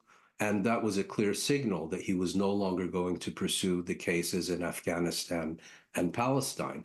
He did so before Russia invaded Ukraine. Once Russia did invade Ukraine, that principle went out the window, and he basically did the bidding of those who had supported his campaign to become prosecutor. And I think it's also in that broader context that his continued ability to slowfoot and marginalize and ignore the situation in Palestine, particularly in the context of the current genocide, became untenable. And can you finally tell us who Yahya Sinwar, Ismail Haniyeh, who lives right in Doha, in Qatar, and Mohammed Deif are? Well, I should add that Qatar is also not a signatory to the Rome Statute, and so therefore this should in principle not lead to Haniyeh's extradition to The Hague. Ismail Haniyeh is the head of the Politburo of Hamas and therefore the titular leader of the organization. Yahya Sinwar is the leader of Hamas within the Gaza Strip, and at the same time is seen as the most powerful leader within the movement as a whole. And Mohammed Deif is the head of the Martyr Azzeddin al-Qassam brigades, the military wing of Hamas. And Sinwar and Deif specifically are also seen as the main architects of the October 7th attacks in southern Israel and Hamas's military strategy in the months since. Well, Muin, yes, it says USSR and on a banner. It's so sickening. The State Department spokespeople say shit about the hostage negotiations. Bro, today Bibi rejected the hostage negotiators' request in the war cabinet to expand their mandate and salvage the talks for a deal. He literally laughed at them. He laughed. According to Channel 11, a minister in the war cabinet said that after today, the conclusion that Netanyahu doesn't want a deal has become clear, as if it wasn't fucking obvious until now. Yep. Now, Al-Davis survived 7 Israeli assassinations. Yeah, his family has not, however. So let's take a look at some of these wonderful developments. What next? The judges at the International Criminal Court will most likely approve the prosecutor's request for arrest warrants against Netanyahu and Gallant. Exercises such as Knesset members signing a petition against the court, rapprochement, and cries of hypocrisy are good for Netanyahu's internal politics, but will not help Israel.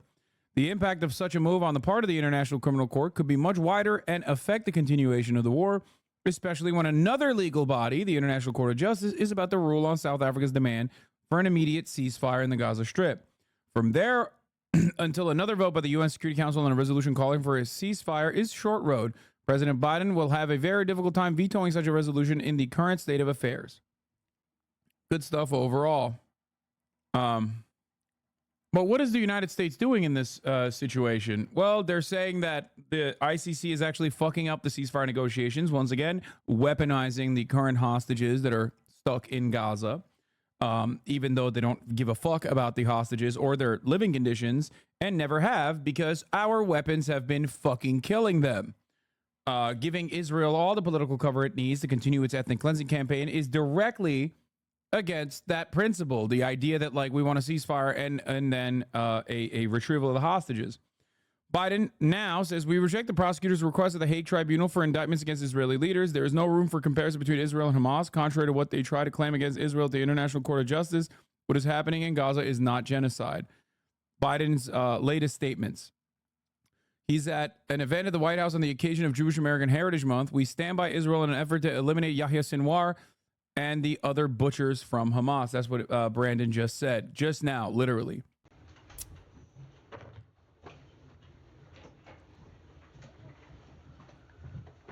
China, save us. Please, China, save us. Hello, everyone. Good to be back after some time on the road. I'm going to start with some comments on the announcement from the prosecutor at the ICC today.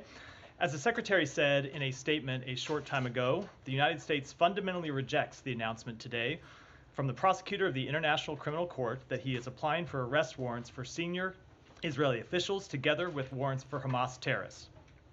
There should be no equivalence between Israel and Hamas. None.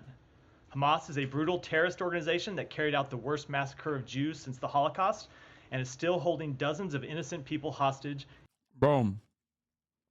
You're right. There can't be an equivalence between Israel and Hamas. Israel has done much worse shit than Hamas. So I guess technically they're right. This isn't to say that Hamas hasn't done horrible shit. It's just that Israel's done way worse shit. Including Americans.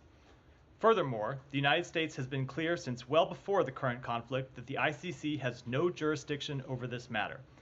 The ICC was established by its state parties as a court of limited jurisdiction. These limits are rooted in principles of complementarity, which do not appear to have been applied here, amid the prosecutor's rush to seek these arrest warrants rather than allowing the Israeli legal system a full and timely opportunity to proceed. Yeah. In other situations, We're just not letting Israel deal with it on its own, dude. They're a democracy. Why won't we let the Israeli courts take this up? Yeah, dude, we just conducted a report on whether Israel was violating international human rights with our weapons. And in that bullshit investigation, we said Israel might be violating international human rights, but we need to give them time to figure it out on their own first. It's always just we need time. Right now, time is of the essence. Okay? There ain't no time. There's no time left. Israel is still doing the fucking genocide. The fuck do you mean? Give him time, dude. Give it time. Let him cook. They're going to find themselves in violation, I promise. The prosecutor deferred to national investigations and worked with states to allow them time to investigate. The prosecutor did not afford the same opportunity to Israel in this case, which has ongoing investigations into allegations against its personnel. There are also deeply troubling process questions. Despite not being a member of the court, Israel was prepared to cooperate with the prosecutor and had made that clear. In fact, the prosecutor himself was scheduled to visit Israel as early as next week to discuss the investigation and hear from the Israeli government. This is the part that is really funny, because in many ways, as Maureen Rabbani correctly pointed out, this is kind of analogous to the World Central Kitchen situation with Jose Andres. Israel is going so above and beyond in its unconscionable acts of very obvious war crimes and violence upon a civilian population, which is collective punishment, which is a clear definitional war crime, not allowed, that it is losing people that otherwise were aligned with Israel, including the fucking guy that they put in to the prosecutorial position to begin with. Now, I don't know how genuine he is, but the actions that he has taken thus far is pretty significant. To land in Israel today to coordinate the visit. The Israeli government was scheduled to visit Israel as early as next week to discuss the investigation and hear from the Israeli government. The prosecutor's staff was supposed to land in Israel today to coordinate the visit, and instead, Israel was informed that the prosecutor's staff didn't get on their flight around the same time that the prosecutor himself went on television to announce these charges. These circumstances call into question the legitimacy and credibility of this investigation. Finally, yeah, maybe they didn't want to get fucking assassinated, big dog. Because, like, ultimately, What could you do? What would we do? If Israel was like, yeah, sorry, they just kind of died.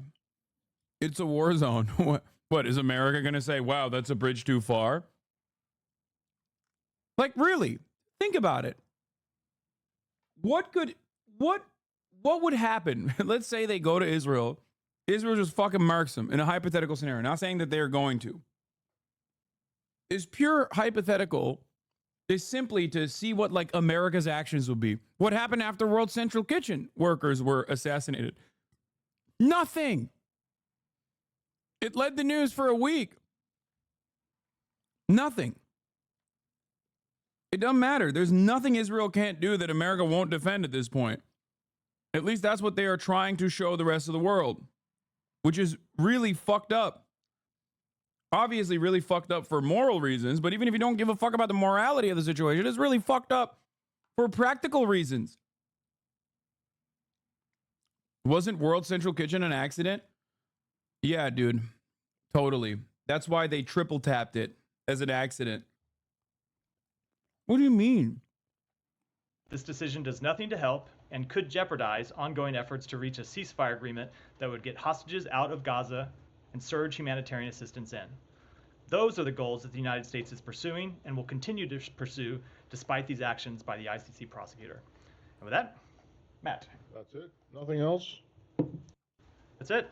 Okay. All right. Well, let's start with that since you started with that. Just very briefly, you said that the actions, the announcement on television and cancellation of the flights of the staff call into question the legitimacy and credibility of the investigation. Do they call those into question for the entire court? We are just referring to the actions the prosecutor has taken today. The entire court hasn't acted. The prosecutor has taken this initial action. We're going to see what the next step is. But certainly it calls into question the investigation that he has conducted and the action he has taken when you see him short circuit a process that was underway to gather facts, which is what you expect any prosecutor, any investigator to do when they're considering. Bro, the entitlement is so funny. This is literally Trump shit. You know how like Trump complains that the judge will issue a gag order or whatever? Or the judge will be like, you have to be in court. This is a criminal trial. And he'll be like, you're violating my laws. You should let me do whatever I want and say whatever I want. And it's like, we're doing that entitlement for a whole other nation. It's like, what are you fucking saying? Like, what? I can't believe the prosecutor wouldn't play nice with Israel and like fly into Israel. It's clear that they have enough evidence. Why the fuck would the prosecutor not conduct a fact-finding mission before coming up with this application? They would only do that if they were, you know, directly trying to melt the case for Israel, only offering them additional legal cover, which is conspiratorial. And I really don't want to think about it like that. And I really don't want to assume that that's going on. Jurisdiction for a second. Who does have jurisdiction here? So the government of Israel has jurisdiction over the occupied territory. We have jurisdiction over Gaza, which is not entirely occupied. They have jurisdiction into looking at the actions by their so military personnel. The Palestinians, if they have a complaint, they have to bring it to Israeli courts. We have jurisdiction, and we have with the use of our equipment. I'm sorry. How do you have with the use of our military equipment that we have provided? How do you have jurisdiction? If you look at the Leahy law, if you look at that's not jurisdiction in a criminal process. That's not in a criminal process, but it has to do with the determinations that we make and the policies that flow from that's it. Not so, but Matt, long term, you were right that we want to see. You used to work for DOJ, Matt. You were Come on. There's no U.S. does not have jurisdiction. There are different. I wasn't referring to criminal jurisdiction, Matt. There are different ways to look at this. Long term, we agree with you that the Palestinian people should be a state that has and have the ability to make these determinations. But that's not where we are today. That's where we're trying to get to. You were fine with the ICC going after. Go ahead, Humera. Oh, so I guess we don't have jurisdiction. Never mind. You're streaming murder, Hassan. See you after the ban. Yeah. Who has jurisdiction? Israel. So if Palestinians have complaints, they'll just have to go to Israeli courts. We have jurisdiction. I'm sorry. How do you have jurisdiction? It is pretty funny because, like, there doesn't need to be any serious defense against these kinds of actions. Important to mention that Israeli officials think the ICJ will rule for a ceasefire in Rafah as early as this week, and increasingly worried that the U.S. won't veto it in the Security Council, according to Con 11. I mean, that'd be great. That'd be great. After the ICC prosecutor decision, Israeli officials are expected to hold tomorrow a meeting to discuss steps against the Palestinian Authority. Israel has one fucking speed, bro. Back on the question of jurisdiction with the International Criminal Court, you said that. Oh, here we go. Let's hear what our boy had to say. He was trying to say that we have jurisdiction over Israel's actions due to the Leahy law, as in, like, we have a way to stop them from doing certain things because we'll just stop our flow of weapons, which, albeit true, is still ridiculous to fucking maintain while you're simultaneously running defense for an additional legal structure to also enforce when you yourself are personally not invested in enforcing any sort of restraint or restriction on Israel's actions. So, in a way, America has abdicated its duty, and that's precisely the reason why the ICC is stepping in. If you hate Israel so much, why don't you fund Hamas? It's because I'm a hypocrite and only fund myself at the top of the hour. That's all I care about. As a secret capitalist, instead of funding Hamas, I fund my own pockets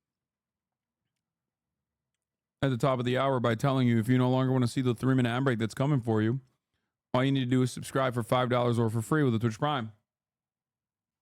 You're not even a secret capitalist? Yeah, no.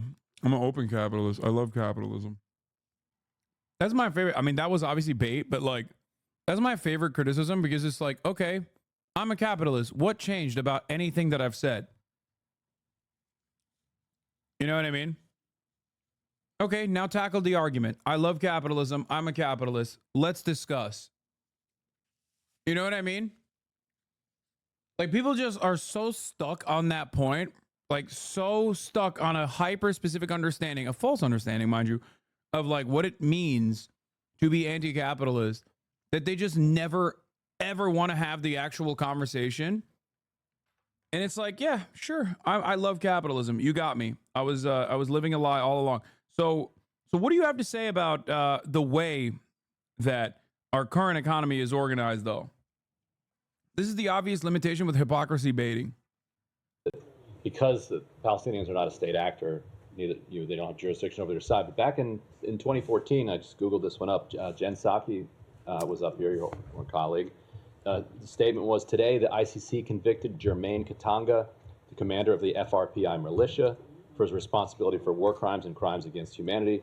The ICC's DRC cases represent a significant step toward delivering justice for victims in the DRC. She then went on to say the United States reiterates its call for the apprehension of Sylvester Mudakumora, another leader of an abusive rebel militia in the DRC, who is subject to an arrest warrant by the ICC.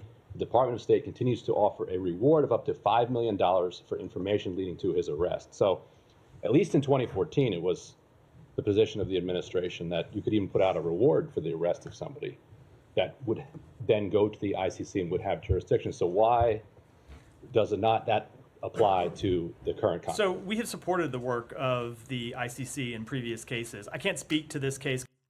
Because they're black, Ryan. Because they're in Africa. That's it. I mean, that's the real answer. The real answer is like they are not inside of the neat little confines of American allegiance. They are not in the imperial core. The number is insane, by the way. What is it? Like 47 out of 48 at the ICC is African. 47 of the prosecutions that have been conducted successfully have been conducted against African like dictators and despots and shit. With the 48th being Vladimir Putin. That's insane, man. It was 47 out of 47. The Yugoslav prosecution was a separate, specially constituted court before the ICC was founded. No, Milosevic doesn't count because it predates it. I think. Right? It's still technically ICC. Anyway, the point is, and this is important to recognize, it's not just because they're black. It's just that black nations and black despots seemingly are always outside of our realm of interest. And that's it. It's just because they are not in the neat little protective bubble of American State Department interest. That's why we're talking about Putin as well. It's not just that they are, black or that they are in Africa. I'm saying that as a joke for the most part.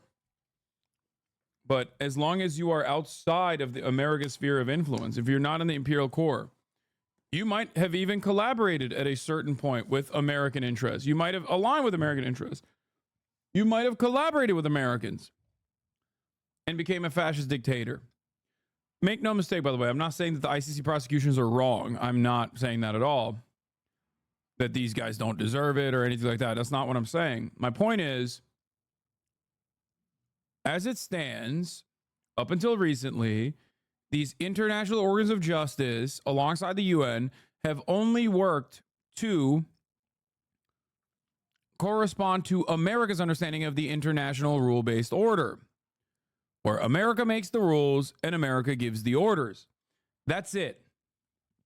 This is why, and I might be wrong on this, by the way, the previous fact. We have obviously collaborated with despots and whatnot, tyrants all around the world, that then we burn because they are of no use to us any longer, and then they get prosecuted. That's one thing. But never, as far as I understand, never have I ever seen you like sucking duck and taking it up the ass. You should go help the people in the Middle East to see how they treat you, Lamau. I find it really funny for a dude who is pro-Israel to come out and say something so stupid, not realizing that I grew up in the MENA region for a longer period of my life than I lived in the United States of America. What the fuck do you mean? 2015 account as a whole ass adult?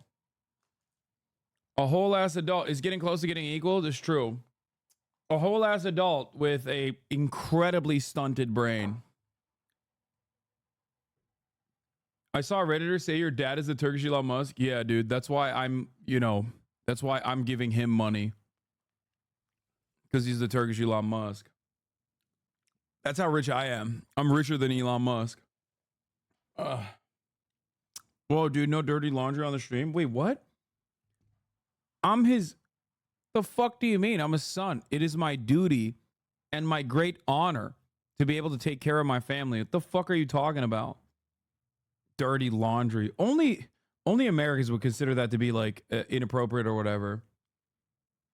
You were in Ankara, easy with the MENA? Oh my God, Turk's getting mad that Turkey is still functionally a part of the Middle East. Yeah, bro, no, I'm not saying... Senin baban Sabancı diyenler vardı bir ara. Beyt sallayan mallar, inanan var mı gerçekten? I don't think bilmiyorlar ki bunlar Sabancı'nın kim olduğunu. Sabancı için çalıştı babam, doğru, o açıdan orada yalan yok. Ama bu salaklar Sabancı'nın kim olduğunu bilmiyorlar ki. Birincisi Sabancı'nın oğlu olsam herhalde genetik olarak biraz daha farklı bir görünürdüm. Konuşamıyorum. Because I don't know the fundamentals of it. I don't know the jurisdictional questions. Ultimately, the main way that the ICC has jurisdiction is if one of the two state parties to a case is a signatory to the Rome Statute and comes in under the ICC's jurisdiction. That is not the case here. You have Israel, who of course is not a signatory to the ICC.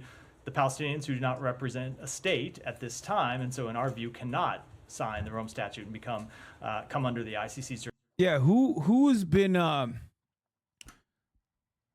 who has had a really antagonistic way of dealing with the Palestinian statehood question?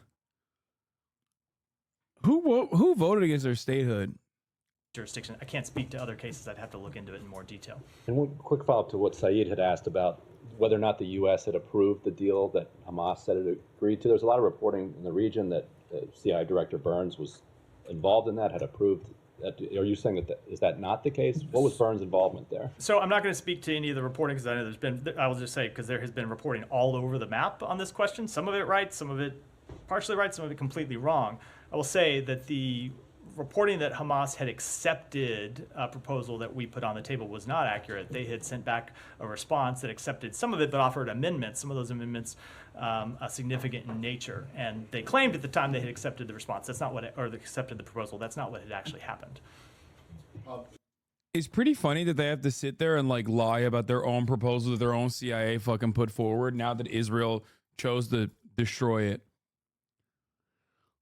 They vetoed the Palestinian state, and now they say they can't sign the Rome Statute as a defense against war crimes committed by Israel within that territory. The most profane sophistry and an insult to all humanity, fucking criminal, especially when considering the fact that just because a population is stateless doesn't fucking change the reality that you can't do unimaginable wrong to them.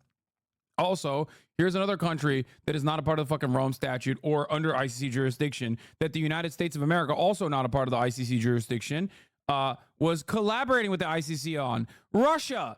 That's right. The United States was sending evidence to the ICC to further prosecute Vladimir Putin and the Russian government for its fucking war crimes, which I don't have an issue with, by the way, in doing that kind of thing, even though it is obviously deeply hypocritical. Ultimately, it's for a good cause. But where the fuck was that energy then? The idea that like, oh, we deny jurisdiction over over a stateless population that's being wronged, conducted by a state that hasn't signed on to the ICC, that is our ally, is ridiculous. It's like, can you imagine a world in which we had the rule-based international order that was like mostly designed after World War II, mind you, pre-World War II, and we were, instead of the business plot succeeded, and instead of actually fucking joining the Allied forces, we're a part of the Axis at this point, and America is literally being like, Germany's a democracy. They are democratically making these decisions. It's the most moral army. They're looking for living space. They're perfectly well within their own court structure to engage in whatever kind of partition they have for Poland, whatever kind of like Eastern European conquest that they're engaging in. It's not actually conquest. They're perfectly well within their own boundaries. They're prosecuting criminals. I thought that was fucking perfectly legal, by the way. It's a democracy. Yeah, for the crime of what? Oh, for the crime of being trade unionist, socialist, Jew, gay, trans, but crimes nonetheless. It's perfectly done within the confines of a democratic a democratic structure. They have their own court system. They will prosecute themselves and maybe find no wrongdoing. You know? Yeah, the Wehrmacht is the most moral army in the world. Germany is the best, if not the only democracy in the world. It's completely ridiculous. Wehrmacht. Am I saying it? I'm probably saying it wrong. Okay, don't make fun of me. I don't care. Bernie Sanders came out and popped off with this. The ICC prosecutors right to request arrest warrants for senior Hamas and Israeli leaders who are credibly accused of war crimes and crimes against humanity. The world community must uphold international law. Whether it's, Jesus Christ, is it Judenrat? Oh my God. Why are people not being melted? Why are people not? Why is Elon Musk's Twitter like this? Why? Why? Why? It is just a straight up fucking Nazi website. Wehrmacht, more or less. Putin's. Here's a time when Matt Miller was very stoked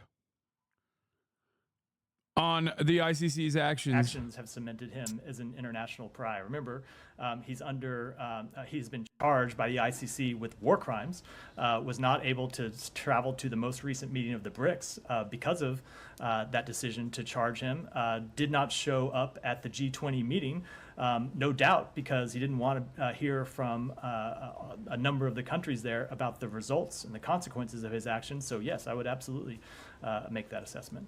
I think Putin's actions have cemented him as an international. Look at that.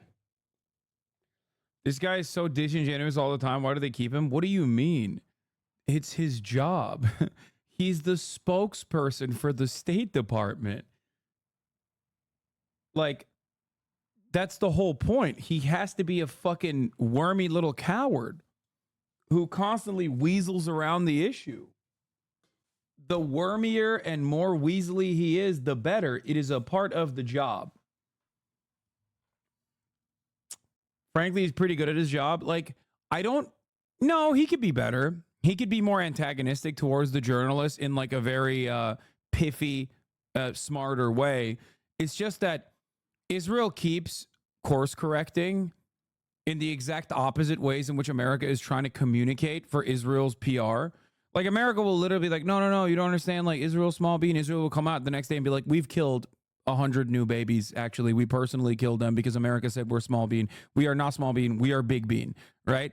Joe Biden would be like, oh, well, is going to be a two-state solution? Israel would be like, there will never be a two-state solution unless both of the states are Israel. There will be 2 states, maybe 3 states. All will be Israel, though. 3 different states for Israel. That's the only thing we're doing. Fuck you, Joe Biden. So, like, he has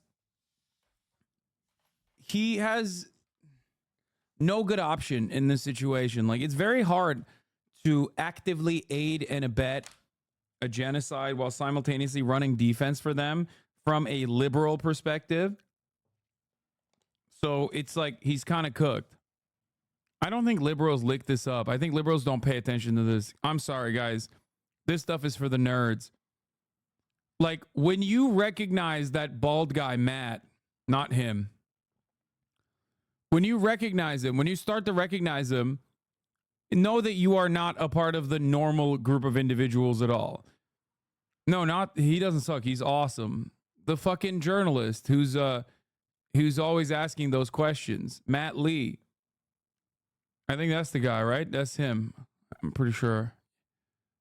Or wait, maybe it's not him. Is it him? Not Matt Lee, but Matt Lee. Or when you look, yeah. Anyway, my point is like, liberals don't see this shit. Liberals don't see this stuff at all. They only see whatever CNN chooses to channel. That's the problem. Anyway, the ICC is a neo-Nazi institution. Both the fake court and its genocide-enabling employees should be treated accordingly by all of people who be frozen, and they should be prosecuted for providing material aid to Nazis. We're going to watch Benjamin Netanyahu. We haven't even gotten to the other side of this conversation. There's also internal conflict happening within Israel with Benny Gantz. Benny Gantz has said June 8th is the deadline for a post-Gaza invasion plan. If you do not have a plan for what to do in Gaza, what Israel's actions are going to be in Gaza after we pull out, I'm quitting. I'm disbanding the war cabinet. You're cooked. You're going to jail. Whatever. So he's in a really particular situation. Damn, this guy's good.